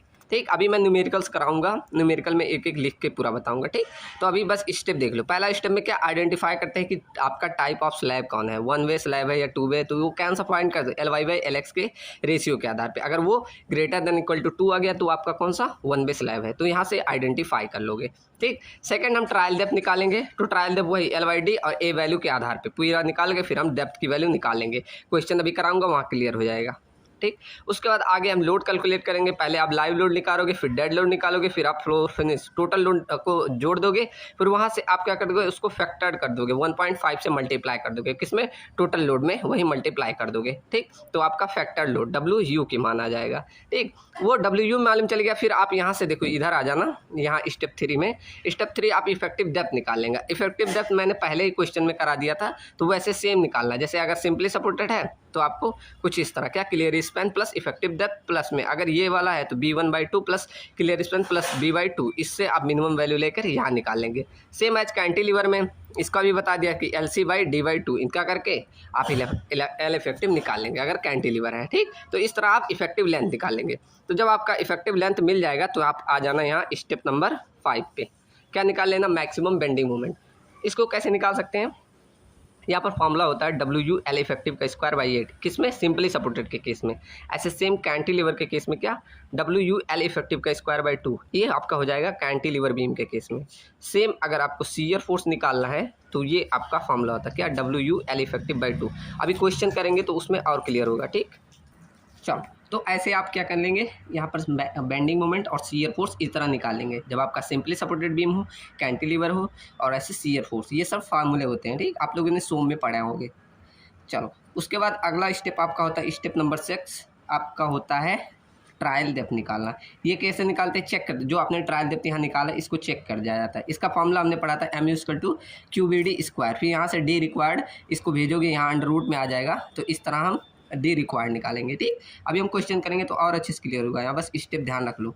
फिर यहाँ देखते हैं कि D रिक्वायर्ड की वैल्यू, अगर D प्रोवाइडेड हम जो कर रहे हैं, जो यहाँ पर करते हैं वो ज़्यादा है तो हमारा ओके रहता है। अगर D रिक्वायर्ड ही वैल्यू हमारी ज़्यादा आ गई और हमने जो अडॉप्ट किया वो कम आ गई तो हमें वहाँ फेल हो जाता है, वहाँ फिर से करना पड़ेगा। ठीक, चलो उसके बाद अगला स्टेप होता है हमारा मेन रेनफोर्समेंट प्रोवाइड करना का। ये फॉर्मूला मैंने लिखवा दिया था, 0.5 FCK/F5 ब्रैकेट में 1 minus √1 minus 4.6 MU/FC BD² into में B इंटू D। तो ये फॉर्मूला याद रख लेना, यहाँ से हम AST निकालेंगे। ठीक, उसके बाद हम चेक करते हैं क्या मेन माइल्ड रेनफोर्समेंट है, मतलब मिनिमम रेनफोर्समेंट चेक करते हैं वहाँ पर। तो अगर माइल्ड स्टील है तो उसके लिए 0.15% ऑफ क्रॉस सेक्शन एरिया, अगर HYSD है तो 0.12% ऑफ क्रॉस सेक्शन एरिया, ये लेके चलते हैं। ठीक, वहाँ से हम देख लेते हैं, तो ये कंडीशन कुछ आनी चाहिए। ठीक, उसके बाद अगला स्टेप होता है स्पेसिंग देख लेते हैं। स्पेसिंग कैसे, अगर आपने वो प्रोवाइड किया मेन रेनफोर्समेंट तो उसके लिए 3D/300 3D इंटू 300 इनमें से मैं मिनिमम वैल्यू ले लेंगे। ठीक, उसके बाद डिस्ट्रीब्यूशन रेनफोर्समेंट सबसे लो जो रहेगा, मतलब मिनिमम रेनफोर्समेंट, वही आपका डिस्ट्रीब्यूशन रेनफोर्समेंट हो जाएगा। ठीक, हम यहाँ जो मिनिमम निकालते हैं यही वैल्यू आपको अडॉप्ट कर लेनी है, यहाँ पर मिनिमम जो निकाले ना ऊपर वही आप ले लेना। ठीक, यहाँ से डिस्ट्रीब्यूशन, उसके बाद उसमें भी स्पेसिंग का चेक लगा देना आप। ठीक, चलो उसके बाद अगर आपको सी ईयर बोले तो सी ईयर पूरा जैसे पीछे पढ़ाया ना क्वेश्चन, वैसे ही आपको सी ईयर के लिए निकालना पड़ेगा जब बोल दे, लेकिन इतना टफ नहीं बोलता, ठीक। तो अगर कहे तब उसके बाद लास्ट स्टेप रहता है डेवलपमेंट लेंथ निकालना। डेवलपमेंट लेंथ कैसे चेक करते हैं कि L/D रेशियो एक्चुअल में और L/D जो शुरू में हमने अडॉप्ट किया, जैसे सिंपल सपोर्टेड के लिए हमने 20 लिया ना, तो ऐसे तो आपको चेक करना पड़ता है। अगर परमिजिबल से ये वैल्यू एक्सीड कर गई तो वहाँ तो आपका सेफ नहीं रहेगा, लेकिन अगर वो परमिजिबल के अंदर आ गया तो वहाँ पर हमारा ये सेफ हो जाता है, ठीक। चलो उसके बाद लास्ट में हमें डिटेलिंग कर देनी है रेनफोर्समेंट का, कुछ इस तरह फिगर जरूर बना के आइएगा, फिगर से आपका एग्जाम में मार्क्स बनेंगे, ठीक। अगर फिगर नहीं बनाएंगे तो वहाँ कट जाएंगे मार्क्स। ये एक क्वेश्चन दिया है, अगर ट्राई करना होगा तो कर लेना, ठीक। चलो वही से क्वेश्चन अभी मैं कराऊंगा। अब बढ़ते हैं टू वे स्लैब पे। टू वे स्लैब, इसमें क्या होता है, अगर LY/LX का रेशियो अगर लेस देन 2 हो जाए तो हमारा टू वे स्लैब आता है। इसमें आपका बेंडिंग दोनों डायरेक्शन में आता है, इसलिए हम इसमें मेन रेनफोर्समेंट होता है वो दोनों डायरेक्शन में प्रोवाइड कराते हैं, ठीक। तो ये सारा थ्योरी लिखा होगा, पढ़ लीजिएगा। चलो अब इसका भी हम सीधे डिजाइनिंग का स्टेप देखते हैं क्या है। देखो तो पहला स्टेप आपका वही आइडेंटिफाई करना है कि टू वे स्लैब है कि नहीं। कैसे, LY/LX का रेशियो अगर लेस देन 2 आ गया तो वहाँ पर वो हो जाए कि हमारा ये टू वे स्लैब है। उसके बाद आपको ट्रायल डेप्थ लेना है। अब इसमें थोड़ा सा चेंज है कि अगर अप टू आपका 3 मीटर 5 इतने मीटर तक आपका स्पैन है, 3.5 मीटर तक, तो आपको ये रेंज से LY/D रेशियो लेना है। लेकिन अगर 3/5 मीटर से एक्सीड कर गई तो LY/D रेशियो के जगह पे बस 25 ले लेना, मतलब ए वैल्यू का मान वहाँ पर 25 लेके चल चलना, ठीक। उसके बाद स्टेप नंबर आपका थर्ड आता है एल इफेक्टिव। जैसे पहले निकाला वैसे सिंपली सपोर्टेड बोल दे, कैंटिलीवर बोल दे, जो बोले इसी तरह निकाल देना, ठीक। चलो उसके बाद हम लोड कैलकुलेशन कर लेते हैं same, dead load, live load और फ्लोर फिनिश दोनों को निकाल के जोड़ देना, टोटल लोड मिल जाएगा। उसके बाद फैक्टर ऑफ सेफ्टी लगा देना, ठीक। वहाँ से आपको WU मिल जाएगा। चलो उसके बाद आपको इसमें बस बेंडिंग मोमेंट का थोड़ा सा अलग कॉन्सेप्ट आ जाता है। क्या, MUX अगर निकालना है तो alpha x into W into LX का। अब पिछली की तरह नहीं, इसमें इस तरह फॉर्मूला लगाना है, ठीक। और ये बातें ध्यान रखिए, चाहे आप X डायरेक्शन में बेंडिंग मोमेंट निकालें चाहे Y, यहाँ LX ही लेके चलना है। बहुत लोग कन्फ्यूजन हो जाता है कि Y डायरेक्शन में ये LY लेते हैं, नहीं, IS कोड में यही दिया है, ठीक। तो ये लेके चलना है। और ये अल्फा एक्स और अल्फा वाई इसको हम IS कोड की हेल्प से निकाल लेंगे। कैसे, अभी पूरा हम जब क्वेश्चन करेंगे तो वहाँ सीख लेंगे, ठीक। तो यहाँ अल्फा वाई पहले क्या करते हैं, L इफेक्टिव एक्स और L इफेक्टिव वाई का रेशियो लेते हैं। उसके बाद IS कोड में फॉर्मूला पूरा चार्ट दिया है, उसी में इंटरपोलेशन करके निकालेंगे, ठीक। तो वहाँ हम अच्छे से सीखेंगे। चलो तो इस तरह आप क्या निकाल लेंगे, बेंडिंग मोमेंट। ये फॉर्मूला ध्यान रखना है, MUX इन X डायरेक्शन, MUX इन Y डायरेक्शन, ऐसे निकाल लेंगे, ठीक।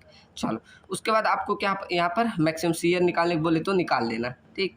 चलो उसके बाद इफेक्टिव डेप्थ का चेक कर लेना। आपको बेंडिंग मोमेंट मिल गया ना, तो वहाँ से आप चेक कर लेना। कैसे, D = √MU में Q इंटू B करके ऐसे आप चेक कर लेंगे, ठीक।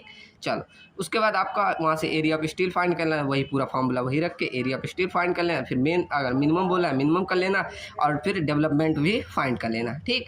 यहाँ पर एक कॉन्सेप्ट आया, देखो ये बीम है, जैसे आपका कंटिन्यूस बीम मान लो है, तो इसमें जब लोड लगता है तो ऊपर की तरफ नेगेटिव बेंडिंग मोमेंट आता है और यहाँ पॉजिटिव। तो ये अभी आप जब न्यूमेरिकल करेंगे कंटिन्यूस बीम का तो उसमें ये यूज आएगा, ठीक। चलो तो ये थ्योरी आप एक बार और अच्छे से पढ़ लीजिए, मैंने फास्ट में बता दिया बस, अभी मैं PDF में इसे अटैच कर दूंगा, ठीक। तो इसको एक बार अच्छे से पढ़ना। चलो तो अब बढ़ते हैं क्वेश्चन पे। पहला हम पढ़ेंगे 1 वे स्लैब का कैसे न्यूमेरिकल करोगे, फिर 2 वे का। 2 वे का नहीं कराऊंगा, 2 वे का और कंटिन्यूअस का सेम है। उसके बाद कैंटिलीवर का करा दे रहा हूँ, ठीक। उसके बाद जो आपका स्टेयरकेस बता रहा है अभी मैं बताऊँगा क्या करना है उसका। चलो तो मिलते हैं अगला अब उसमें न्यूमेरिकल में, ठीक। चलिए तो अब आपको समझ में आ गया होगा पूरा डिजाइनिंग स्टेप कैसे स्लैब का करते हैं, क्या क्या पूरा क्राइटेरिया था, ठीक। अब बढ़ते हैं न्यूमेरिकल पे। अब हम पहले करेंगे 1 वे स्लैब का न्यूमेरिकल, उसके बाद 2 वे स्लैब का हम न्यूमेरिकल नहीं, प्रोसीजर मैं लिख के बता दे रहा हूँ, ठीक। उसके बाद मैंने कॉन्टिन्यूअस स्लैब करेंगे, क्यों, क्योंकि आपका जो 2 वे स्लैब का स्टेप है सेम कॉन्टिन्यूअस में वही है, इसलिए एक ही करा रहा हूँ, ठीक। समझ जाएंगे सब। चलो तो बढ़ते हैं पहले 1 वे स्लैब की डिजाइनिंग, सॉरी क्वेश्चन पे, ठीक। तो यहाँ क्वेश्चन नंबर फर्स्ट यहाँ डाल लो, अब यूनिट नंबर फर्स्ट, अब आपका स्टार्ट हो रहा है यूनिट थर्ड, ठीक। तो यहाँ पर क्वेश्चन नंबर फर्स्ट है आपका कौन सा, 1 वे स्लैब का पहले करना है, 1 वे स्लैब का, ठीक। चलो तो पहले देखो क्या क्या आपको डाटा दिया गया है। क्या, ए simply supported slab have of A corridor of building has a clear span, इतना दिया है, and supported of beam 230 mm। मतलब आपको एक ऐसा बीम दिया है जो कि सपोर्टेड है किस पे, 230 mm के ऐसे सपोर्ट पे। यहाँ पर इसका जो सपोर्ट है वो 230 mm सपोर्ट पे ऐसे दिया गया है, और इनके बीच की जो स्पैन है वो कितना 2.5 मीटर के स्पैन पे दिया है। उसके बाद बोल रहा है design the slab if the beam is carry a live load of इतना एंड M20, मतलब लाइव लोड आपको दिया है कितना 5 किलो न्यूटन पर मीटर स्क्वायर, किलो न्यूटन पर मीटर स्क्वायर, इतना लाइव लोड दिया है। उसके बाद ग्रेड ऑफ कंक्रीट M20 और ग्रेड ऑफ स्टील Fe 415 ये दिया है, और स्पैन L की वैल्यू आपको दिया है 2.5 मीटर। ठीक, तो ये सारे डाटा आपको दिए हुए हैं। अब यहाँ पर देखो लिखा है कॉरिडोर। कॉरिडोर मतलब एक ऐसा कॉरिडोर आपने सुना होगा ना, एक लंबा सा ऐसे वॉल होता है जिसे कॉरिडोर बोला जाता है। तो जब एक लंबा सा मतलब LY ग्रेटर देन LX है, तो मतलब वहां आपका 1 वे स्लैब ही बन रहा है। तो यहाँ पर आपको मतलब डिफाइन करने की जरूरत ही नहीं पड़ी कि आपका 1 वे स्लैब है कि नहीं, आप ऐसे लिख सकते हैं। स्टेप 1 आपको पहला स्टेप क्या होता था कि हमें चेक करना कि टाइप कौन सा है, 1 वे स्लैब है या आपका 2 वे स्लैब है। ठीक, तो उस केस में आप क्या करेंगे, पहला ऐसे देखो check for type of slab, type of slab क्या लिख देंगे। कॉरिडोर में हमारा क्या होता है, कॉरिडोर में यहाँ लिखा है कॉरिडोर, तो ये हमारा क्या होता है, इसमें LY बाई LX का रेशियो इज का ग्रेटर देन इक्वल टू इधर रहेगा, ग्रेटर देन इक्वल टू रहेगा, तो हमारा 1 वे स्लैब होता है। ठीक, तो इसमें कॉरिडोर में बनता है LY की वैल्यू आपकी कम होती है और LX की वैल्यू LY की वैल्यू ज्यादा होती है, LX की वैल्यू कम होती है, मतलब कुछ ऐसा स्ट्रक्चर होता है, ये कम होता है और ये लेंथ इसकी काफी ज्यादा होती है, इसलिए इसे कॉरिडोर बोलता है। तो यहाँ पर ये 1 वे स्लैब होता है, यहाँ पर 1 वे स्लैब आपको निकालने की कोई जरूरत नहीं, आप डायरेक्ट क्या स्टेप नंबर 2 में बढ़ेंगे। स्टेप नंबर सेकंड हम क्या निकालते हैं, ट्रायल डेप्थ। ठीक, तो वहां पर मैंने एक डिफ्लेक्शन क्राइटेरिया बताया था, उस पर 3 चीजें लिखवाई थी। क्या, अगर आपका कैंटिलीवर है, अगर आपका सिंपली सपोर्टेड है, अगर आपका कंटिन्यूअस है, तब सबके केस में बताया था ना। इसके में 7, 20, 26 ये बताया था। तो यहाँ पर बोला था कि L/D रेशियो किससे ज्यादा नहीं होता, it does not greater then, इसे मैंने A वैल्यू बोला था, A वैल्यू से ज्यादा नहीं होना चाहिए। ठीक, तो यहाँ पर किसके आधार पे लेंगे, बीम का टाइप कौन सा है, तो यहाँ पर बीम का टाइप हमारा सिंपली सपोर्टेड लिखा था क्वेश्चन में। ठीक, तो सिंपली सपोर्टेड के केस में इसकी वैल्यू कितनी ले लेंगे हम, 20, यही उठा लीजिए। तो यहाँ पर L आपको मालूम है, लेंथ आपको कितना दिया 2.5 मीटर, मतलब आपको 2500 mm ऐसे लिख दो, divide by D is done not, मतलब इक्वल टू लिख दो, A वैल्यू आपका कितना 20 है, तो यहाँ से D की वैल्यू निकल जाएगी ऐसे 2500 डिवाइडेड बाई D नहीं, यहाँ 20। ठीक, इससे यहाँ भेजोगे ये डिवाइड हो जाएगा, तो यहाँ से आप D निकाल लोगे, निकालो कितना आया D, तो यहाँ पर 2500 डिवाइडेड बाई 20 ये करोगे आपका आ गया 125 mm डेप्थ। ठीक, ये D की वैल्यू आ गई। अब आपको यहाँ कैपिटल D निकाल लेना है, कैसे, आपको यहाँ पर वो कवर दिया नहीं है D0, तो D0 आपको एज्यूम कर ले रहा है, हम एज्यूम कर ले रहे हैं 25 mm। ठीक, तो यहाँ से जब 25 mm एज्यूम करोगे तो आपका स्मॉल d प्लस D0 इक्वल टू आपका आ जाएगा कितना 125 mm प्लस 25 mm, तो यहाँ पर कैपिटल D की वैल्यू आपकी कितनी आ गई 150 mm। ठीक, ये आपका आ गया टोटल डेप्थ ऑफ स्लैब, कितना आपको प्रोवाइड करना है। ठीक, अभी हम लास्ट में इसे चेक भी करते हैं, तो अभी लास्ट में करेंगे। ठीक, चलो, तो आप स्टेप नंबर 3 लिख लो। स्टेप नंबर 3 क्या निकाल लेंगे, आपका कितना लोड आ रहा है। ठीक, total load calculation, total load कितना आ रहा है, इसे कैसे निकालते हो, पहले आप लाइव लोड देखो, फिर डेड लोड देखो, फिर आपको फ्लोर फिनिश देखना है, फिर तीनों को जोड़ देना। ठीक, उसके बाद फैक्टर करेंगे। तो लाइव लोड आपको दिया था, कितना दिया है 5 किलो न्यूटन। डेड लोड कैसे निकालते हैं, 1 into b into d into unit. ठीक, यूनिट वेट, तो यहाँ पर 1 लेके चलेंगे आपका, और ब्रेड्थ की वैल्यू हमेशा 1 मीटर लेते हैं, और डेप्थ अभी हमने निकाला कितना 150 mm, तो यहाँ पर लिख देना है बस 0.150 mm, और यूनिट वेट हमेशा RCG की 25 लेके चलोगे। ठीक, तो यहाँ पर आपका आ गया 0.150 इंटू 25 करोगे तो ये यूनिट वेट आ गया 3.75 किलो न्यूटन पर मीटर स्क्वायर।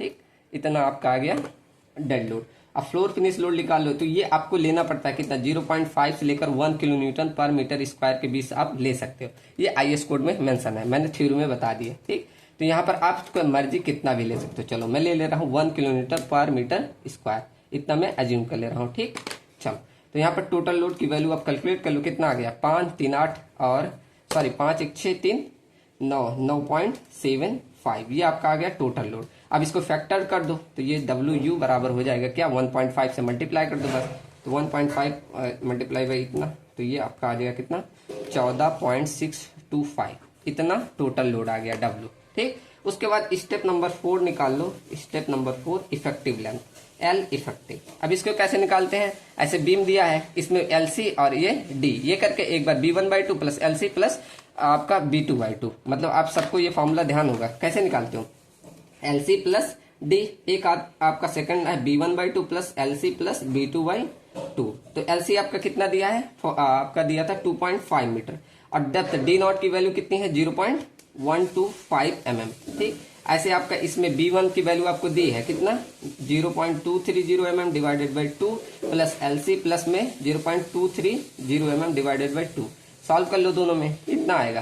तो इसको जोड़ोगे 2.5 प्लस 0.125, ये आपका आ जाएगा 2.625 mm। ऐसे इसको जोड़ोगे, यहाँ रख दो 2.5, तो ये आपका आ जाएगा 2.5 प्लस में 0.230, तो ये आपका आ जाएगा 2.73। ठीक, ये आपकी दोनों वैल्यू आ गई। अब इन दोनों में से जो मिनिमम होती है वही आपकी एल इफेक्टिव होती है। तो एल इफेक्टिव इन दोनों से मिनिमम कौन है, ये है, तो आपका 2.625 इतना आपका आ गया एल इफेक्टिव की वैल्यू। ठीक, 2.625, ठीक, ये आपका एल इफेक्टिव आ गया। ठीक, उसके बाद आपका और इजी, अब आगे क्या निकाल लेना है, स्टेप नंबर कौन सा है, ये 5 है ना, चलो हाँ 5। तो स्टेप नंबर 5 में हम निकाल लेते हैं बेंडिंग मोमेंट। अब इसको कैसे निकालते हो, बेंडिंग मोमेंट के लिए हमने फॉर्मूला पढ़ा है, क्या आपका पढ़ा है, बेंडिंग मोमेंट इक्वल टू, जब आपका सिंपली सपोर्टेड रहता है क्या, डब्ल्यू इंटू एल इफेक्टिव का स्क्वायर डिवाइडेड बाई 8, ये सब को ध्यान होगा। ठीक, तो डब्ल्यू की वैल्यू अभी निकाली, कितना निकाला, हमने निकाला अभी जस्ट 14.625, और एल इफेक्टिव की वैल्यू भी निकाली कितना 2.625, इसका स्क्वायर कर दो डिवाइडेड बाई 8, आपका आ गया बेंडिंग मोमेंट। निकाल लो, ये आपका आ गया 14.625 इंटू में 2.625 का स्क्वायर, ये इतना आ गया, इसको 8 से डिवाइड करना था, 14.625 इंटू 2.625 का स्क्वायर डिवाइडेड बाई 8। ठीक, तो ये आपका आ गया 12.596। ठीक, इसे सेवन कर लो, इतना आपका आ गया kilo newton metre bending moment. ठीक, यहाँ पर बेंडिंग मोमेंट निकाल लिए, तो अगला स्टेप क्या, चेक कर लो डेप्थ को। Step number 6, check for trial depth. कैसे चेक करते थे, हमें फार्मूला मालूम है, D = mu into q into b. इससे अब mu की वैल्यू यही वाली ले लो, कितना आया 12.597 इंटू 10⁶ कर देना, और Q की वैल्यू हम ग्रेड ऑफ स्टील के आधार पे लेते हैं। ग्रेड ऑफ स्टील कितना है 415, तो उसके आधार पे क्या हो जाएगा 0.138 इंटू FCK, और B की वैल्यू कितनी है 250 है, नहीं B की वैल्यू देखो, यहाँ पर हम जब स्लैब की डिजाइनिंग करते हैं तो हमेशा पर मीटर बिट के लिए लेते हैं, तो यहाँ पर 1000 से करना रहेगा। ठीक, चलो तो अब बस निकाल लो ट्रायल डेप्थ, आपका आ गया 12.597 इंटू 10⁶ डिवाइडेड बाई 0.138 इंटू में FCK की वैल्यू 20 इंटू 1000। ठीक, तो ये आपका ट्रायल डेप्थ आ गया कितना, आपको ये डी रिक्वायर्ड जो था वो 60.75 mm इतना था, और आपने डी प्रोवाइडेड कितना किया है 125 mm प्रोवाइड किया, मतलब यहाँ सेफ है। तो ये लिख सकते हो, here d provided is greater than d required. ठीक, तो हेंस ओके। ठीक, मतलब यहाँ तक आपका डिजाइनिंग सही था। चलो उसके बाद स्टेप नंबर 7 होता है आपका एरिया ऑफ स्टील निकालना। Step number 7 area of steel निकालना। अब इसको कैसे निकालते हैं, मैंने फॉर्मूला लिखवाया था, AST = क्या 0.5 FCK अपॉन FY ब्रैकेट में 1 minus √1 - 4.6 MU upon FCK BD square bracket बन B इंटू डी। सारी वैल्यू मालूम है, बस वैल्यू पुट करके एरिया ऑफ स्टील निकाल लो।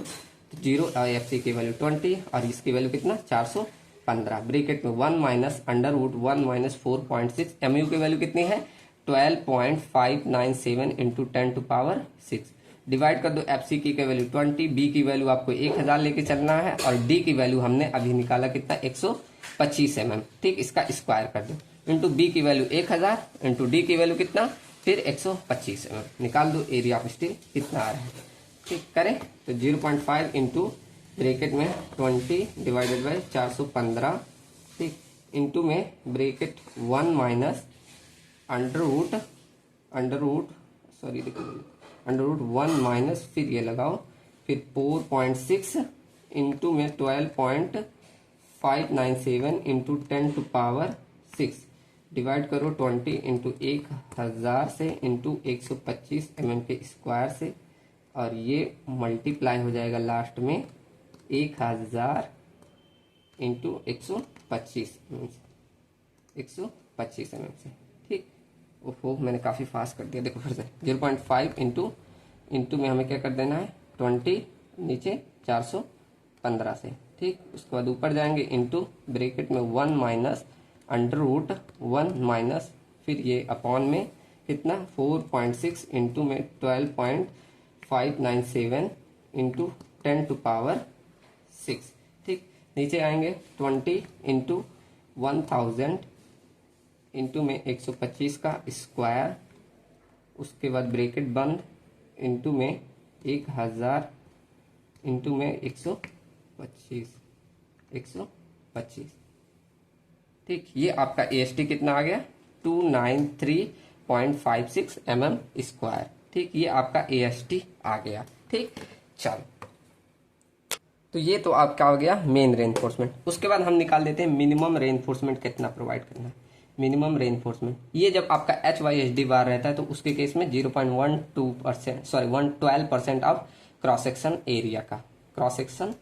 एरिया का इतना प्रोवाइड करते हैं। क्रॉस सेक्शन एरिया मतलब 0.12 into b into capital d. ठीक, तो 0.12 डिवाइडेड बाई 100 इंटू बी की वैल्यू आपको कितना 1000 लेके चलना है और डी की वैल्यू जो लास्ट में निकल के आया था 150। ठीक, तो ये डिवाइड करोगे कितना आएगा 0.12 इंटू में 10 इंटू में 150। ठीक, तो ये आपका आ गया 180 mm स्क्वायर। ठीक, कितना आ गया AST मिनिमम की वैल्यू। ठीक, चलो तो ये हमने निकाल दिया एरिया और ये मिनिमम रेनफोर्समेंट। ठीक, चलो उसके बाद आपका स्टेप नंबर 7 होता है, स्टेप नंबर 8 है चेक फॉर स्पेसिंग। यहाँ स्पेसिंग आप निकालेंगे मतलब स्पेसिंग निकाल के तब चेक किया जाता है। देखो स्पेसिंग कैसे निकाल लोगे, एस की वैल्यू आप निकाल लोगे 1000 डिवाइडेड बाई AST इंटू में π/4 इंटू डाया का स्क्वायर। आप कुछ मान लेना डाया, उसके बाद निकालना। फिर यहाँ लास्ट में हम स्पेसिंग चेक करते हैं। कैसे चेक करते हो, इसके लिए फॉर्मूला मैंने लिखाया था का 3D और 300 mm इन दोनों से जो मिनिमम है। तो डी की वैल्यू आपका 150 है मतलब ये 450 और यहाँ से 300, तो मिनिमम कितना है 300 mm मतलब स्पेसिंग आपको 300 mm प्रोवाइड करनी है। ठीक, चलो तो स्पेसिंग यहाँ निकाल के ये चेक करा देना।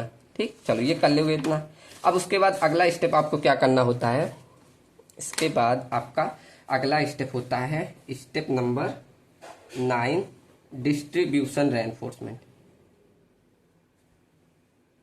अब इसको क्या प्रोवाइड करते हो, जो आपने AST मिनिमम निकाला वही आपका आ जाएगा। कर लेना AST मिनिमम कितना निकाला था 0.12% ऑफ क्रॉस सेक्शन एरिया का कितना आया था 180 mm स्क्वायर। अब यहाँ भी डाया आप कुछ अज्यूम कर लेना, स्पेसिंग जितना आएगा मतलब स्पेसिंग कैसे निकालते हो 1000 डिवाइडेड बाई आपको क्या करना है AST मिनिमम जो आएगा उससे, उसके बाद π/4 आप कुछ इसका भी डाया मानना, कम मानना। ठीक, तो इसका डाया मान के यहाँ भी स्पेसिंग निकाल लेना। ठीक, यह आपका डिस्ट्रीब्यूशन रेनफोर्समेंट का हो जाएगा। उसके बाद लास्ट स्टेप चेक कर देना स्टेप नंबर 10। ये थोड़ा बड़ा पड़ जाता है आपको, क्या लास्ट स्टेप डिफ्लेक्शन चेक करना। डिफ्लेक्शन अब इसको कैसे चेक करते हैं, L/D आपकी जो एक्चुअल की वैल्यू है वो कम होनी चाहिए या बराबर होना चाहिए L/D परमिजिबल से। ठीक, L की वैल्यू हम कितना लेके चले थे 2500 mm मतलब L हमारा था 2.5 मीटर का कन्वर्ट करोगे तो 2500 mm आ जाएगा और D की वैल्यू हमने कितनी निकाली स्मॉल d की 125 mm। ठीक, इससे डिवाइड कर दो ना, एक्चुअल का आ जाएगा और ग्रेटर देन इसका रेशियो कितना होता है L/D का हमने शुरू में प्रोवाइड किया कितना 20 करो तो 2500 डिवाइडेड बाई 125 तो ये कितना आया 20। यहाँ पर 20 इक्वल टू देखो बराबर है 20 के मतलब यहाँ भी कोई दिक्कत नहीं है। ओके, ठीक, यहाँ ठीक है। ठीक, यहाँ थोड़ा ज्यादा लेके चलना था हमें शुरू में। देखो यहाँ बराबर आया मतलब डिफ्लेक्शन नहीं आएगा, लेकिन आपको यहाँ स्मॉल d और बढ़ा लीजिएगा क्वेश्चन में। ठीक, चलो तो ये हमारा वन वे स्लैब का क्वेश्चन कवर होता है। अब बढ़ते हैं क्वेश्चन नंबर 2 जो मैंने लिखा है क्वेश्चन नंबर सेकंड क्या, टू वे स्लैब का प्रोसीजर। ठीक, तो चलो मैं डिजाइनिंग स्टेप इसका समझा दे रहा हूँ, हालांकि मैंने पीडीएफ वहां पर समझाया था।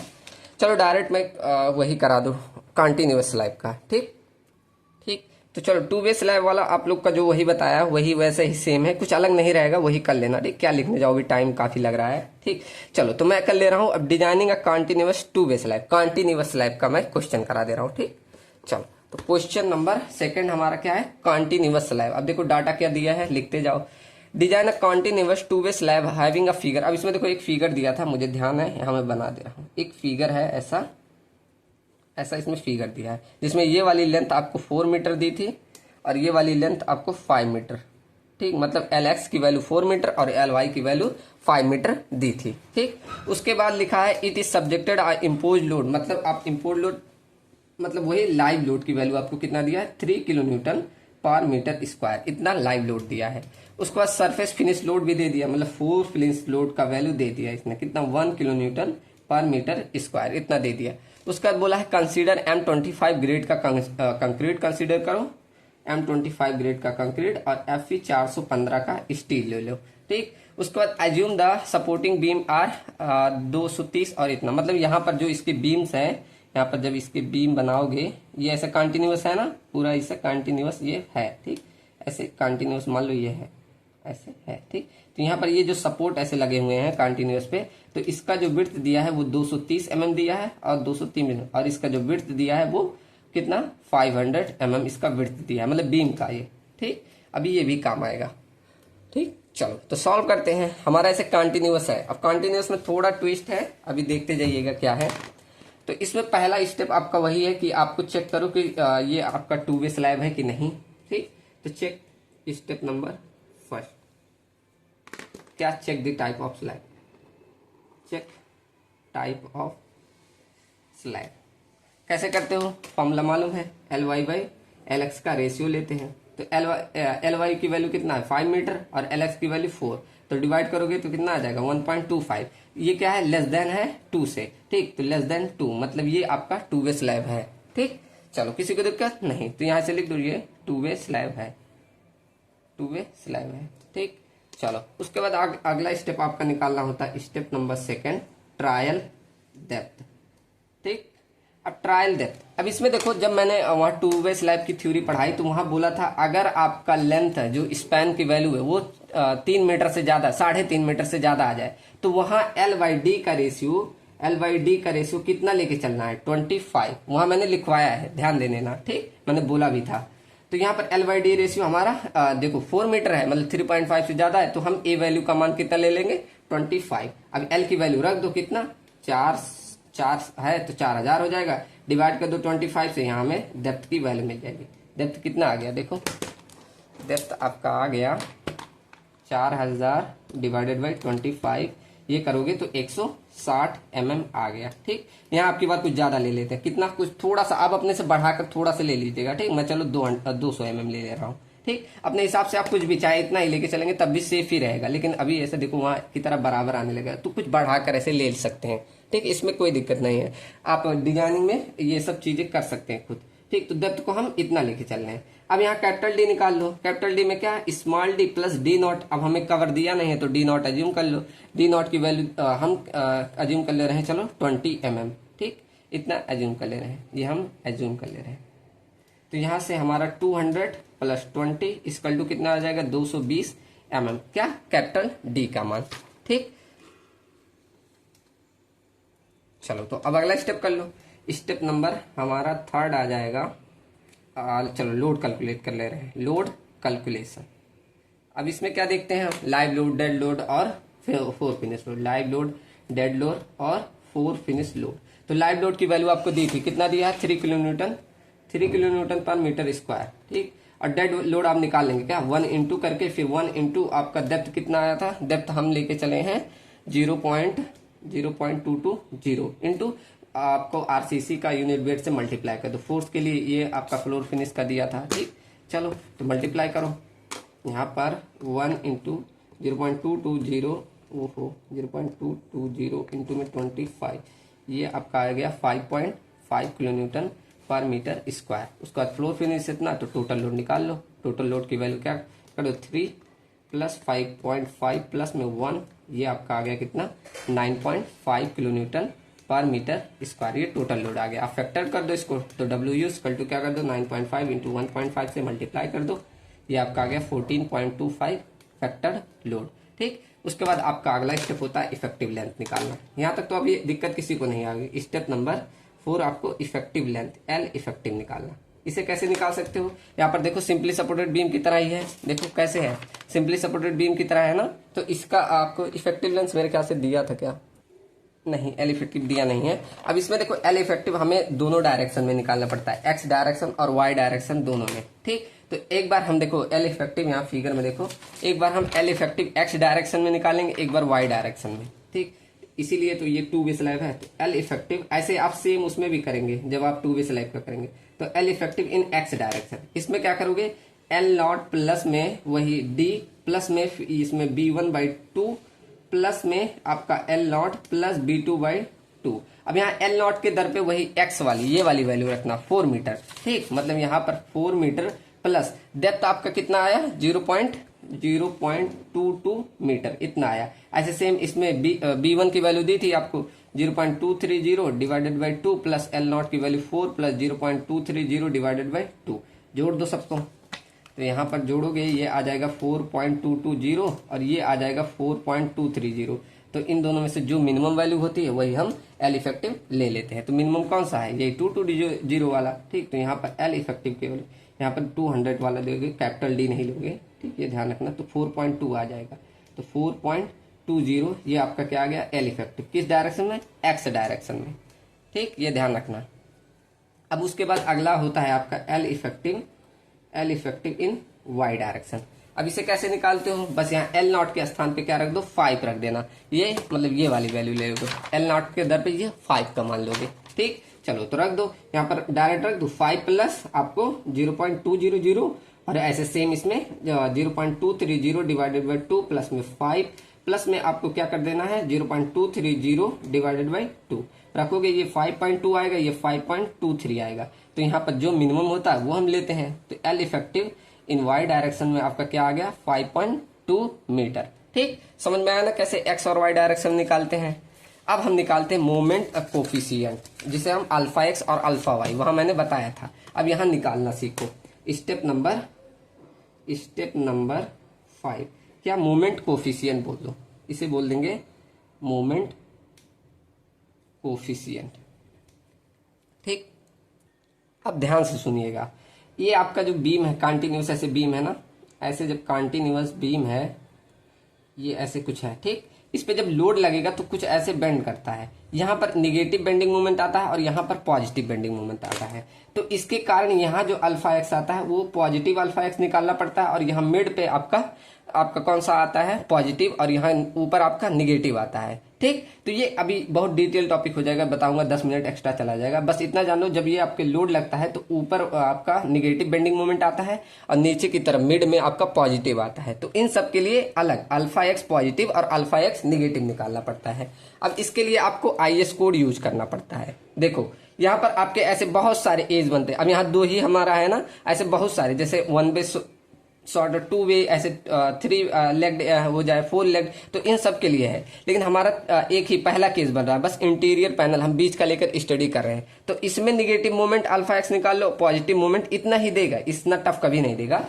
तो ये हमारा पहला केस ही है। ठीक, तो इसके आधार पे हमें अब अल्फा एक्स और अल्फा वाई निकालना है। कहां पर, पहले तो निगेटिव पे निकाल लो, जो कि कहां पर, एज पे बनता है। यहाँ देखो लिखा negative moment at continuous edge पे। ऐसे सेम पॉजिटिव मोमेंट कहां बन रहा है, एट मिड पे। देखो मिड पे बनता है ना, तो ऐसे मिड पे बनेगा। ठीक, चलो तो निकालो। कहां पर, पहला हम निकालते हैं alpha x positive. Alpha x क्या निकालेंगे, पॉजिटिव। पहले हम एज पे निकालो, अल्फा एक्स एट एज पे।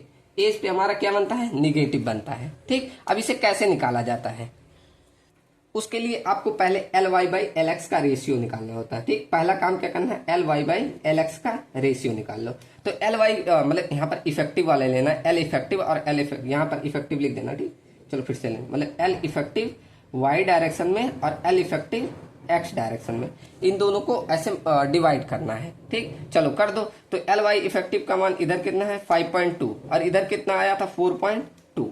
तो डिवाइड करो, तो 5.2 डिवाइडेड बाई 4.2 ये करोगे आपका कितना आ गया 1.238 करके। तो इसे 1.24 अप्रोक्सीमेट ऐसे मान लो। ठीक, तो यहाँ पर l y by l x का रेशियो आ गया ना। अब बस आपको क्या करना है, यहीं पर ध्यान देना है। देखो यहाँ पर ये आपका किसके 1.2 और 1.3 के बीच में है ना, तो इसमें सेम ऐसे इंटरपोलेशन लगाना पड़ेगा।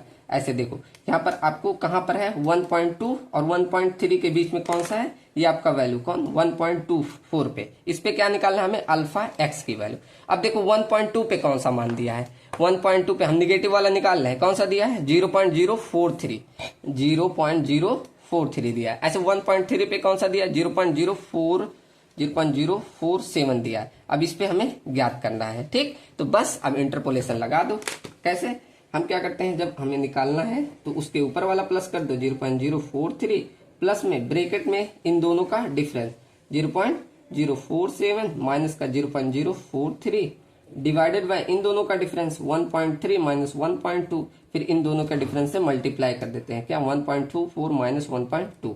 ठीक, तो मल्टीप्लाई करके जोड़ लो, कितना आ गया 0.043 प्लस में अब इसको क्या कर दो ब्रैकेट लगा दे 0.047 माइनस का 0.043, इसको डिवाइड कर दो किससे 1.3 माइनस का 1.2 से। ठीक, चलो सही है ना। उसके बाद यहाँ जाओगे मल्टीप्लाई कर दो 1.24 माइनस से 1.2 से। ठीक, तो ये आपका आ गया, कितना आया 0.0446 ये आपका अल्फा एक्स आ गया। कहाँ पर, एट कंटिन्यूअस एज पे, जो कि हमारा निगेटिव वाला होता है। ठीक, समझ में आया ना कैसे करना है। चलो बढ़िया, अब बढ़ते हैं अगला, हम निकालेंगे अल्फा एक्स पॉजिटिव वाला। सेकेंड निकालो यहाँ पर, second alpha x at mid span, जो कि हमारा क्या होता है पॉजिटिव होता है। ठीक, अब इसको सेम हमारा l y by l x का रेशियो कितना था वही रहेगा, कोई अंतर आएगा नहीं आएगा, कितना 1.24। अब यहाँ इफेक्टिव लिख देना, मेरा आदत पड़ गई ये लिखने, तो 1.24 आएगा। अब यही सेम इस पे ले लेना है वैल्यू नीचे पे, कितना 1.2 और 1.3 के बीच में 1.24 है, इसके बीच में ले लो। कहाँ पर है ये नीचे वाले, अब इसके जस्ट नीचे वाला देखो यहाँ पर, मतलब 0.032 ये है 0.032 और इसके नीचे है 0.036। ये पेज नंबर देखो 91 पे है, सब लोग देख लेना। ठीक, चलो तो यहां से अब निकाल लो वैल्यू। अब निकाल लो कैसे, इंटरपोलेशन लगा दो। क्या करना है 0.032 प्लस में इन दोनों का, ओहो एक सेकेंड, चलो तो ये देखो क्या करना है 0.032 प्लस में अब क्या कर देना इन दोनों का डिफरेंस 0.036 माइनस का 0.032 डिवाइडेड बाई 1.3 माइनस 1.2, फिर क्या कर देना है 1.24 माइनस 1.2। कैसे किया ना सबको मालूम। चलो अब जोड़ लो 0.032 प्लस में अब यहाँ पर ये ब्रैकेट ये वाला लगा दो, ब्रैकेट में 0.036 माइनस फिर 0.032 और डिवाइड कर दो ये 1.3 माइनस में 1.2 से। ठीक, चलो उसके बाद मल्टीप्लाई कर दो इसको, इसमें 1.2 माइनस में 1.2 से। ठीक, ओहो ये गलती कर दी यहाँ, क्या 0.32 0.032 प्लस में डिवाइड बाय यहाँ पर 0.036 माइनस का 0.032, ये ब्रैकेट बंद और नीचे आ जाओ 1.3 माइनस का 1.2। ठीक, ये यहाँ और यहाँ ब्रैकेट लगाओ अब की बार इंटू 1.24 माइनस का 1.2, पिछली बार मैंने 1.2 ही लिख दिया, अब सही आएगा कितना 0.0336। तो यहाँ पर alpha x positive pay mid पे कितना आ गया 0.0336 आ गया। ठीक, ये आपका आ गया अल्फा इस पे क्या एट मिड पॉइंट पे। ठीक, कहाँ पर पॉजिटिव वाला, समझ में आया सबको ना, ऐसे करना है। अब सेम ऐसे आपको अल्फा एक्स वाई के लिए भी निकालना पड़ेगा, अल्फा एक्स फॉर वाई ऐसे लिखना, moment coefficient for Y direction पूरा ऐसे लिख देना। ठीक, तो यहाँ पर आपको इंटरपोलेशन लगाने की जरूरत नहीं, एट कंटिन्यूअस एज पे निकाल लो। अभी देखो सिंपल है, एट कंटिन्यूअस एज मतलब निगेटिव वाला, एट मिड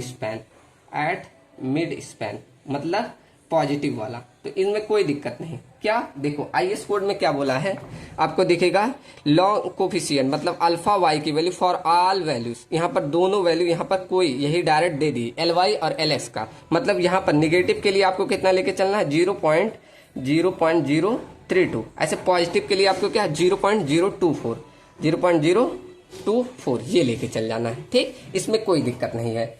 चलो अब अगला स्टेप बढ़ जाते हैं। अब हो गया ना, समझ में सबको आया। चलो अब बढ़ो, स्टेप नंबर कौन सा था, स्टेप चलो कोई भी हो, स्टेप नंबर मान लो 5 ही है। अब इसके बाद जब आपको अल्फा एक्स मिल गया, अब सेम आप पढ़ जाओ कहाँ, बेंडिंग मोमेंट कैलकुलेशन पे, बेंडिंग मोमेंट कैलकुलेशन पे। अब यहाँ सब पे आपको निकालना पड़ेगा। पहला ऐसे केस मान लो कि bending moment at continuous edge पे इन एक्स डायरेक्शन, ऐसे सबका निकालना पड़ेगा इन एक्स डायरेक्शन। तो यहाँ पर क्या करोगे, ऐसे बेंडिंग मोमेंट एक्स डायरेक्शन के लिए alpha x into W U into में आपको क्या कर देना है, बस एल एक्स का स्क्वायर कर देना। ठीक, यहाँ ये एल इफेक्टिव का स्क्वायर, एल इफेक्टिव इन एक्स डायरेक्शन, इसी का हमेशा ये देखो ये वाली वैल्यू कभी नहीं चेंज होगी। तो बहुत लोगों को डाउट आ जाता है कि क्यों, ऐसा आईएस कोड में लिखा हुआ है। ठीक, ये आईएस कोड द्वारा फॉर्मूला दिया गया है। ठीक, चलो तो अब बस अल्फा एक्स की वैल्यू मालूम है, पॉजिटिव वाला कितना आया था, ये आपका आया था 0.0446 इंटू डब्ल्यू यू की वैल्यू हमने शुरू में ही निकाल दी थी, फैक्टर लोड कितना आया था डब्ल्यू यू, चलो मैं देखूं यहाँ पर आया। ठीक, डब्ल्यू यू आया था 14.25 और एल इफेक्टिव का मान हमारा था, एल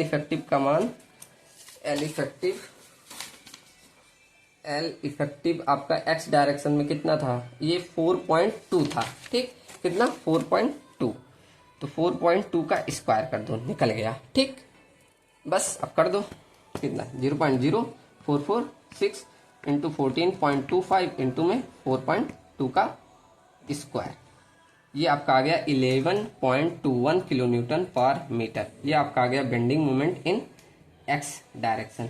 ठीक, चलो ये एक्स डायरेक्शन में आ गया। ऐसे सेम एट मिड स्पैन पे निकाल लो, सेकंड बी इसी पे एट मिड पे, अभी हम एक्स वाला ही निकाल लें, एक्स डायरेक्शन वाला। ठीक, मिड पे, तो इसमें क्या कर देना है, बस bending moment eight x direction mid पे, बस अल्फा वाई की वैल्यू क्या लेना है, वही मिड वाला। क्या आया था देखो, अल्फा वाई की वैल्यू आई थी अल्फा एक्स की वैल्यू 0.0336 इंटू में डब्ल्यू यू की वैल्यू वही 14.25 ही लेके चलनी है, और एक्स की वैल्यू भी सेम वही 4.2 का स्क्वायर वही लेके चलना है, कोई चेंज नहीं, बस यहाँ अल्फा की वैल्यू वही चेंज हो जाती है, बस पॉजिटिव वाला ले लेना। ठीक, तो 0.0336 इंटू 14.25 इंटू में 4.2 का स्क्वायर, ये आपका इतना आ गया, कितना 8.446 किलो न्यूटन मीटर। ठीक, ये आपका दोनों आ गया किसमें, एक्स डायरेक्शन में। ऐसे सेम आपको वाई डायरेक्शन निकाल लेना। अब यहाँ लिख दो वाई डायरेक्शन के लिए। ठीक, तो उसमें एक केस बना दो किसका, पहला कॉन्टिन्यूअस एज के लिए, कॉन्टिन्यूअस एज के लिए जो कि हमारा होता है निगेटिव वाला। ठीक, इसको कैसे निकालना है, बस bending moment in Y direction क्या कर देना, alpha Y into W U into L X ही लेना है, एल इफेक्टिव एक्स डायरेक्शन वाला ही। ठीक, इसका स्क्वायर, ये वाई नहीं लेना, बहुत लोग सोचते वाई लेना है, ये वाई नहीं, आईएस कोड ने कहा है यही लेना है। ठीक, तो एल इफेक्टिव इन एक्स डायरेक्शन का, तो अल्फा वाई ले लो। पहला कितना आया था कॉन्टिन्यूअस एज पे, कितना 0.032 इंटू डब्ल्यू यू की वैल्यू 14.25 इंटू एल एक्स का स्क्वायर, बस 4.2 का स्क्वायर रख दो, कितना आया 0.032 इंटू 14.25 इंटू में 4.2 का स्क्वायर। ठीक, तो ये आपका आ गया कितना 8.04 किलो न्यूटन इंटू मीटर। ठीक, ये आपका आ गया एक्स डायरेक्शन में। ऐसे सेम एज सेकंड केस बना देना यही, सेकंड क्या कि एट मिड पे।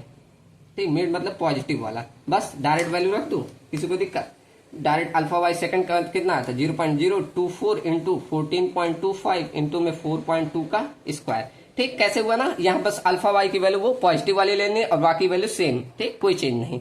चलो तो रख दो 0.024 इंटू में 14.25 इंटू 4.2 का स्क्वायर। ठीक, तो ये वाली वैल्यू कितने आ गई 6.03 किलो न्यूटन मीटर। यहाँ से हमने बेंडिंग मोमेंट निकाल लिया।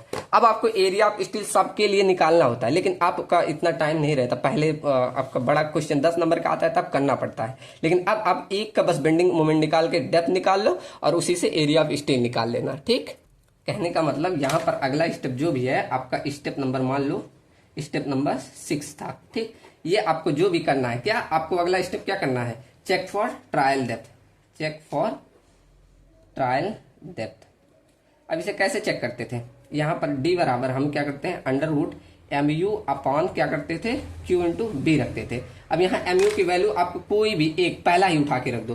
पहला कितना आया था, एकदम पहला वाला मान आया था आपका पहला एकदम आया 11.26। बस यहाँ 11.21 इंटू 10 टू पावर 6 पहला रख दो।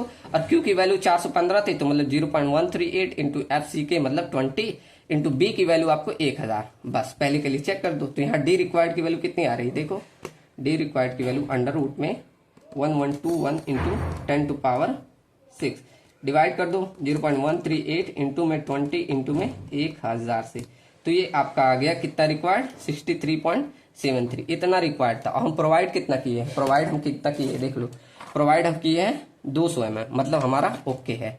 ठीक, यहाँ पर मतलब डी प्रोवाइडेड की वैल्यू ज्यादा है डी रिक्वायर्ड से, मतलब ओके है। ठीक, कोई दिक्कत नहीं है, समझ में आया यहाँ तक। उसके बाद अगला स्टेप नंबर 7 आपका होता है area of steel. Area of steel, अब ये सबके लिए आपको निकालना चाहिए, लेकिन आप एक ही निकाल दीजिएगा बहुत है। ठीक, तो एरिया ऑफ स्टील एएसटी का फॉर्मूला क्या होता है 0.5 FCK अपॉन FY ब्रैकेट में 1 minus under root 1 minus 4.6 MU upon FCK BD square bracket में B इंटू डी, ये फॉर्मूला होता है। बस इस पे वैल्यू रख लेना, AST क्या मान आ जाएगा। ठीक, रख के देख लेना, सब चीजें मालूम है। यहाँ पर MU का मान वही रख देना जो आपका निकला है FCK BD स्क्वायर। चलो मैं रख दे रहा हूँ, ठीक, चलो कर लेना, ये इजी है एकदम। ठीक, तो उसके बाद AST मिल जाएगा, उसके बाद डाया बार मान के जो आपका स्पेसिंग आ जाएगा वो आप चेक कर लेना। ठीक, उसके बाद आप स्पेसिंग के लिए ऐसे चेक कर लगा देना। फिर यहाँ से AST मिनिमम निकाल लेना, पहले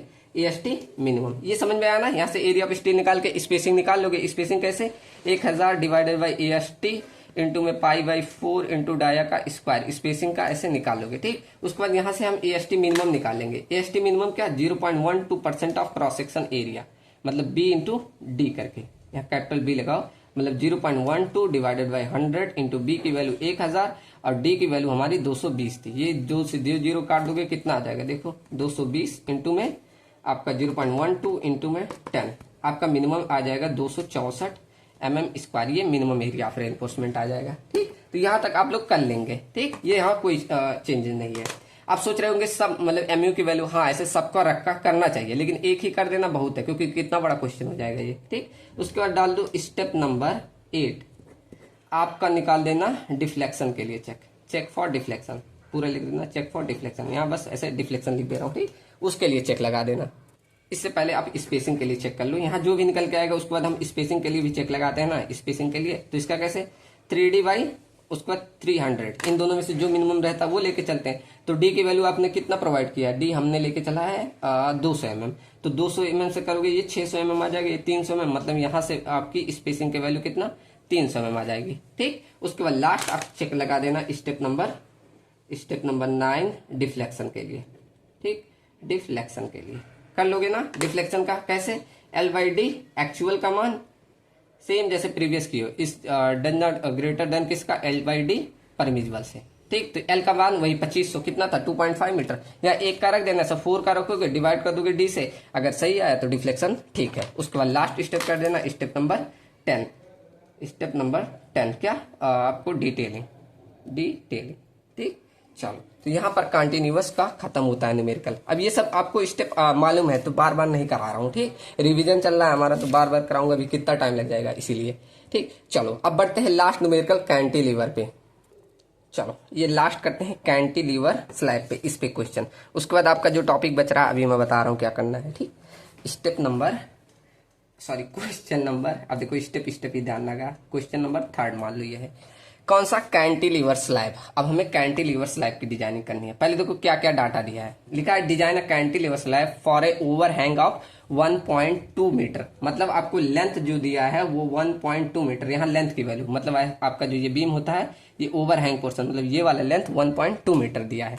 उसके बाद the impose load of slab is consist 1.1 kilo Newton पर मीटर, मतलब यहाँ लाइव लोड की वैल्यू, इम्पोज लोड मतलब लाइव लोड की वैल्यू कितना 1 किलो न्यूटन पर मीटर स्क्वायर इतना दिया है। And weight of the floor finish, ये फ्लोर फिनिश का दिया है 800 न्यूटन पर मीटर स्क्वायर, मतलब फ्लोर फिनिश का 800 न्यूटन में दिया है, तो इसे किलो न्यूटन में बदलोगे तो 0.8 किलो न्यूटन पर मीटर स्क्वायर ये फ्लोर फिनिश का हो जाएगा।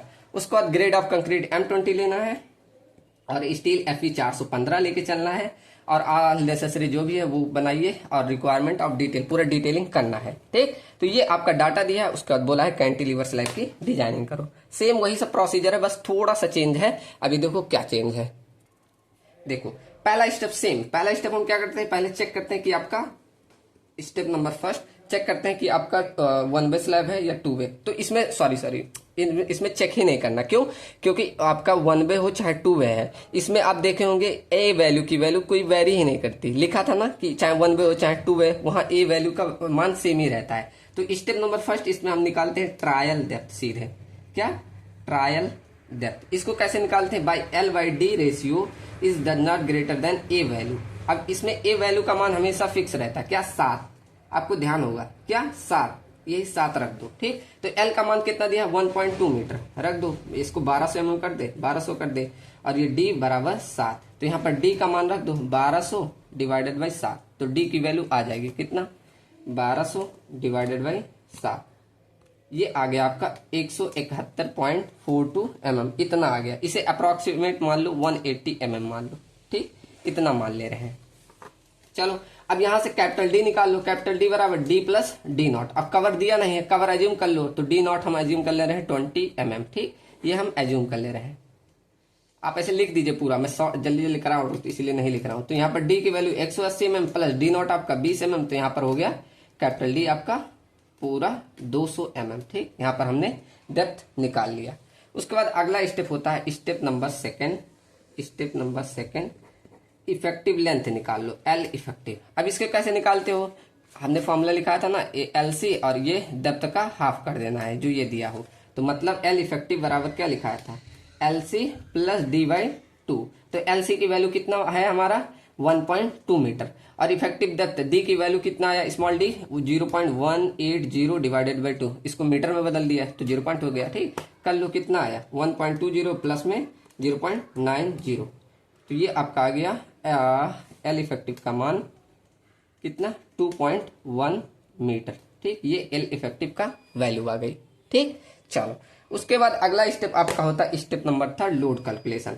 ये सब तो स्टेप पीछे की तरह है, किसी को दिक्कत है इसमें? लोड कैलकुलेशन कैसे कैलकुलेट करते हो? 3 लोड होता है, एक लाइव लोड, एक डेड लोड, एक फ्लोर फिनिश का लोड। अब लाइव लोड की वैल्यू कितनी है? लाइव लोड आपका दिया है 1 किलो न्यूटन। डेड लोड आपको निकाल लेना है 1 × 1 इंटू करके। आपको डेप्थ कितना निकाला आपने? 0.200 इंटू आपका यूनिट वेट 25 से मल्टीप्लाई कर दो, 25 दूनी 5, सीधे 5 किलो न्यूटन पर मीटर स्क्वायर आ जाएगा। ठीक, फ्लोर फिनिश आपको दिया है 0.8। टोटल लोड निकाल लो। ठीक, जोड़ लो कितना आया? 5 × 6.8 आ गया। ठीक, डायरेक्ट ऐसे कर दो, किलो न्यूटन पर मीटर स्क्वायर। अब यहाँ से फैक्टर कर दो, W कर दो, बस 1.5 से मल्टीप्लाई कर दो। तो 6.8 इंटू 1.5, ये आपका आ गया 10.2 किलो न्यूटन पर मीटर स्क्वायर। ये आपका आ गया फैक्टर्ड लोड W का मान। ठीक, चलो यहां तक दिक्कत? ये सेम सारा सब वैसे ही है। अभी देखो लगेगा क्या चेंज आया इसमें। उसके बाद यहाँ पर W मान लो गया। उसके बाद आप स्टेप नंबर 4 निकाल लोगे, बेंडिंग मोमेंट कैलकुलेशन। अब बेंडिंग मोमेंट कैसे कैलकुलेट करते थे? बेंडिंग मोमेंट, अब यहाँ पर देखिए ध्यान रखिए कौन सा बीम है आपका? कैंटिलीवर। तो यहाँ पर बेंडिंग मोमेंट आपका हो जाएगा WU इंटू L इफेक्टिव का स्क्वायर डिवाइडेड बाई 2 होता है। ठीक, कैसे ये आपको मालूम होगा, वहां मैंने एक जगह लिखा है। ठीक, तो WU का मान कितना है? 10.2 इंटू, अब L इफेक्टिव की वैल्यू कितना निकाला? 2.1, इसका स्क्वायर कर दो डिवाइडेड बाई 2, निकाल लो, बेंडिंग मोमेंट आ गया। ठीक, किसी को दिक्कत हुई इसमें? 10.2 इंटू 2.1 का स्क्वायर, ये इतना आ गया, डिवाइड कर दो इसको 2 से। ठीक, तो ये आपका आ गया 20। ये देखो एक बार और करें, 10.2 इंटू 2.1 का स्क्वायर। ठीक, ये इतना आया, इसको डिवाइड कर दो 2 से। यहाँ देखो हम एक छोटा सा मिस्टेक कर दे रहे हैं, तभी सोचो इतना ज्यादा क्यों आ रहा है। यहाँ देखो इसका मान कितना आएगा? इसका मान कम आएगा, 2 पॉइंट नहीं, जब 1.20 में इसका मान ऐड करोगे 1.20 प्लस में ये ऐड करोगे 1.80 डिवाइडेड बाई 2, तो ये वैल्यू आएगी 2.8। कैसे आ रहा है? 1.80 डिवाइडेड बाई 2, ये मान इतना आता है। ओहो, ये देखो mm में है ना, इसको कन्वर्ट करोगे 180 डिवाइडेड बाई 1000, तो ये वैल्यू आएगी 0.18। ठीक, देखो देखो क्या गलती कर रहा हूं, ये इतना 180 mm है, इसको 180 mm को कन्वर्ट करोगे, 180 mm को 180 mm को कन्वर्ट करोगे 1000 से डिवाइड करोगे तो इतना मान आएगा। अब इसको 2 से डिवाइड करोगे तो ये वैल्यू आएगी 0.09। अब इसको 1.20 में ऐड करोगे तो ये वैल्यू आएगी 1.29। यहाँ गलती कर दिए थे, ठीक। तो यहाँ एल इफेक्टिव का मान कितना आ जाएगा 1.29, ठीक ठीक। किसी को दिक्कत? चलो यहाँ से एल इफेक्टिव का मान अब ये रख दो, यहाँ पर ये गलती कर दे रहे थे हम, क्या 1.29 का स्क्वायर। अब देखो सही आएगा, तभी बहुत ज्यादा आ रहा था। 10.29 इंटू 1.29 का स्क्वायर, तो ये वैल्यू इतना आ गया, इसको डिवाइड कर दो 2 से तो ये आपका आ गया 8.48 इतना किलो न्यूटन पर मीटर। ये बेंडिंग मोमेंट आ गया, ठीक। किसी को दिक्कत नहीं ना? चलो अब बढ़ते हैं अगला स्टेप, एरिया ऑफ स्टील पे। अब चाहे पहले हम डेप्थ को निकाल लेते हैं, ठीक। चलो तो इसे डाल दो step number 5, check for trial depth. Check for trial depth, इसे कैसे निकाल देते हो? D equal to M you upon में क्या करते हैं क्यू इंटू डी कर देते हैं। तो एम यू की वैल्यू अभी निकाली, कितना 8 कितना निकाला 8.48 इंटू 10 टू पावर 6 डिवाइड कर दो। क्यू की वैल्यू यहाँ हो जाएगी 0.138 इंटू में 415 था ना, तो 0.138 इंटू में एफ सी के मतलब 20 और बी की वैल्यू हमेशा 1000 ले लेना, ठीक। चलो कर दो। अब क्या रूट कर रहा हूँ, तो डी बराबर यहाँ निकल जाएगा direct under root divided by 8.48 into 10 to power 6, ठीक, डिवाइडेड बाई 0.138 इंटू 20 इंटू में 1000, ठीक। चलो तो ये आपका कितना आ गया डी 55.42, जो कि हमारा बहुत ज्यादा है। हमने डी प्रोवाइडर से चेक कर लेना, ये ज्यादा ही है डी रिक्वायर्ड से, ठीक। तो यहाँ पर हमारा ओके है, ठीक। चलो तो हमने निकाल लिया यहाँ डेप्थ। अब अगला स्टेप नंबर 6 करोगे। Step number 6 area of steel निकालना। एरिया ऑफ स्टील, इसको कैसे निकालते हो? A S T equal to हमें मालूम है 0.5 एफ सी के अपॉन एफ वाई ब्रैकेट में 1 माइनस अंडर रूट 1 माइनस क्या होता है 4.6 M you upon F C K B D square bracket में बी इंटू डी। ये हमारा फॉर्मूला होता है, सारी वैल्यू मालूम है, रख दो। 0.5 इंटू एफ सी के मान 20, इसका मान 415 ब्रैकेट में 1 minus under root 1 minus 4.6 M U का मान हमने अभी निकाला कितना 8.48 इंटू 10 टू पावर 6 डिवाइड कर दो। एफ सी का मान 20 है, बी का मान कितना 1000 लेके चलते हैं और डी का मान हम कितना हमने निकाला है, डी हमने निकाला 200 mm, डी हमारा है डी 180 mm, ठीक 180 इंटू बी का मान हम यहाँ 1000 इंटू 180 रख दो, सारी वैल्यू आ गई। 0.5 इंटू ब्रैकेट में 20 और डिवाइडेड बाई 415, ठीक ये आ गया। इंटू में ये ब्रैकेट लगाओ 1 माइनस अंडर रूट 1 माइनस फिर डिवाइडेड बाई 4.6 इंटू में 8.48 इंटू 10 टू पावर 6, फिर नीचे आ जाओगे 20 इंटू 1000 इंटू में 180, ठीक। चलो अब ऊपर आ जाओ, यहाँ पर ब्रैकेट इंटू में 1000, यहाँ देखो एक गलती कर रहे हैं, लास्ट में आ गया, यहाँ पर इसका स्क्वायर नहीं किए, यहाँ पर इसका स्क्वायर, ठीक। चलो अब यहाँ इंटू में 1000 इंटू में 180 mm, ठीक। तो ये आपका आ गया एरिया ऑफ स्टील कितना, ए एस टी की वैल्यू 132.57 mm स्क्वायर, इतना ए एस टी आ गया। अब ऐसे मिनिमम निकाल लो, ए एस टी मिनिमम, ठीक कितना निकालते हैं जब आपका H Y H D bar रहता है जो 0.12% ऑफ क्रॉस सेक्शन एरिया मतलब बी इंटू डी, तो 0.12 इंटू बी की वैल्यू कितना है 1000 और डी आपका है 200 ही है, ठीक 200, ठीक डिवाइड कर दो 100 से, तो ये 2 0 से 2 0 गया, करोगे तो ये आ जाएगा 0.12 इंटू में 1000 इंटू में 2, तो ये आपका आ गया 240 mm square A S T, ठीक। क्या ए एस टी मिनिमम। अब यहाँ आपको देख रहे होंगे कि ए एस टी मिनिमम की वैल्यू ज्यादा है और ए एस टी मेन की वैल्यू कम है, तो यहाँ पर जो ए एस टी प्रोवाइड करेंगे ऐसे लिख दोगे A S T minimum is greater then A S T main के, तो यहाँ पर जो ए एस टी प्रोवाइड करते हैं हम ए एस टी प्रोवाइडेड बराबर प्रोवाइडेड इक्वल टू क्या 240 mm कर दोगे, ठीक मतलब ये आप प्रोवाइड करोगे, ठीक, अब इसी के हिसाब से आप डाया बार मान लेना, आप कुछ भी एज्यूम कर लेना, कुछ भी नहीं, एक रेंज होता है उसी के हिसाब से। ठीक, उसके बाद एज्यूम कर लिए, फिर स्पेसिंग निकाल लेना। कैसे? आपने जो माना स्पेसिंग के वैल्यू उसको क्या करते हैं 1000 divided by area of steel into pi by 4, जो आपने डाया माना वहां से स्पेसिंग इस फॉर्मूले पे रख के निकल जाएगा। ठीक, उसके बाद आप स्पेसिंग के लिए चेक लगा देना। ठीक, चलो तो लगा दो। उसके बाद स्टेप नंबर आपका 8 हो गया, चेक फॉर स्पेसिंग। राइटिंग थोड़ी गंदी बन रही है, बहुत फास्ट लिख रहा हूँ। ठीक, चेक फॉर स्पेसिंग कैसे चेक करते हो? 3D या 300 इन दोनों के बीच में होना चाहिए। तो डी की वैल्यू आपकी कितनी थी? 200, मतलब 600 आ जाएगी, ये 300, मतलब यहाँ स्पेसिंग की वैल्यू 300 प्रोवाइड करना है। ठीक, मिनिमम लेके चलते हैं। ठीक, तो इस प्रकार हम 8वां स्टेप स्पेसिंग भी निकाल लेंगे। अब आपका लास्ट स्टेप आता है step number 9, check for development length. Check for development length. अब डेवलपमेंट लेंथ मालूम है आपको कितना प्रोवाइड करना है, इसका फॉर्मूला मतलब मालूम है कितना? LD इक्वल टू क्या होता है?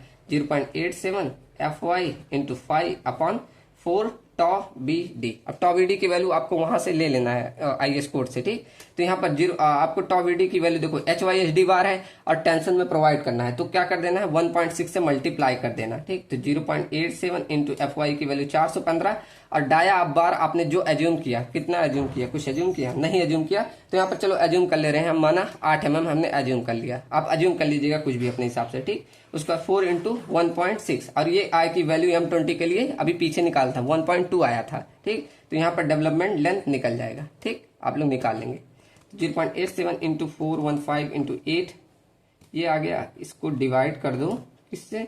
4 इंटू 1.6 इंटू 1.2 से, तो ये आपका आ गया कितना?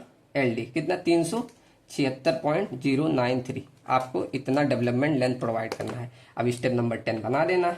स्टेप नंबर 10 क्या? डिटेलिंग कर देना। डिटेलिंग कैसे कर दोगे? ये आप पूरा बीम बनाओगे, ऐसे पूरा बीम, इसमें जितना डेवलपमेंट लेंथ आया ऐसे आप प्रोवाइड कर देना। 90 डिग्री पे तो इतना लेंथ यहाँ और इतना लेंथ दोनों जोड़ के इतना प्रोवाइड कर देना, और जितना रेनफोर्समेंट आया वो सब दिखा देना। ठीक, ऐसे पूरा फिगर बना देना। उस फिगर नहीं बनाओगे तो नंबर समझो 2 नंबर वैसे काट लेगा, तो फिगर लास्ट में जरूर बनाना। ठीक, चलो तो यहाँ पर आपके जो भी न्यूमेरिकल थे स्लैब से वो खत्म होते हैं। अब उसके बाद आपका टॉपिक आता था सर्विसिबिलिटी लिमिट। तो इसके लिए जब भी आपका पूछे तो आपका मैं ट्रिक दे रहा हूं, जैसे आपका IS कोड ले जाने बोलते हैं ना, तो आपको जब सर्विस लिमिट, रुको मैं IS कोड निकाल लूँ, वो आपको ये करना है, ये पेज नंबर 88 खोलना है। आपका सर्विसिबिलिटी लिमिट पूछा है डिफ्लेक्शन, क्रीप और किसमें? एक वाइब्रेशन। तो इतना नहीं, बस आपको जब भी पूछ ले सर्विसिबिलिटी लिमिट के लिए तो पूरा ये छाप के चले आना। ठीक, कितना? देखो इसमें डिफ्लेक्शन के लिए पूरा ये फॉर्मूला लिख देना, ये लिख देना, ये पूरा चार्ट लिख देना, मतलब पूरा यही उतार देना। कौन सा पूरा? जब आपका सर्विसिबिलिटी लिमिट पूछे। मैंने देखो बताया था ना कि सर्विसिबिलिटी लिमिट 2 प्रकार से होती है, एक लिमिटिव सर्विसिबिलिटी, एक कोलैप्सिबिलिटी। तो सेकंड ये आता है लिमिट स्टेट ऑफ सर्विसिबिलिटी, फिर उसमें ये चेक करते हैं। ठीक, तो ये आपको अगर ना, अब जैसे टाइम नहीं है आपके पास तो यही कर देना। ठीक, कौन सा पेज नंबर था? पेज नंबर देखो मैं एक बार बता दूंगा, और पेज नंबर 88 पे है। ठीक, आप पूरा यही उतार देना, आपका एकदम मार्क्स, अगर 7 मार्क्स का है तो 5 मार्क्स कंफर्म। ठीक, उसमें मेहनत करने की जरूरत नहीं।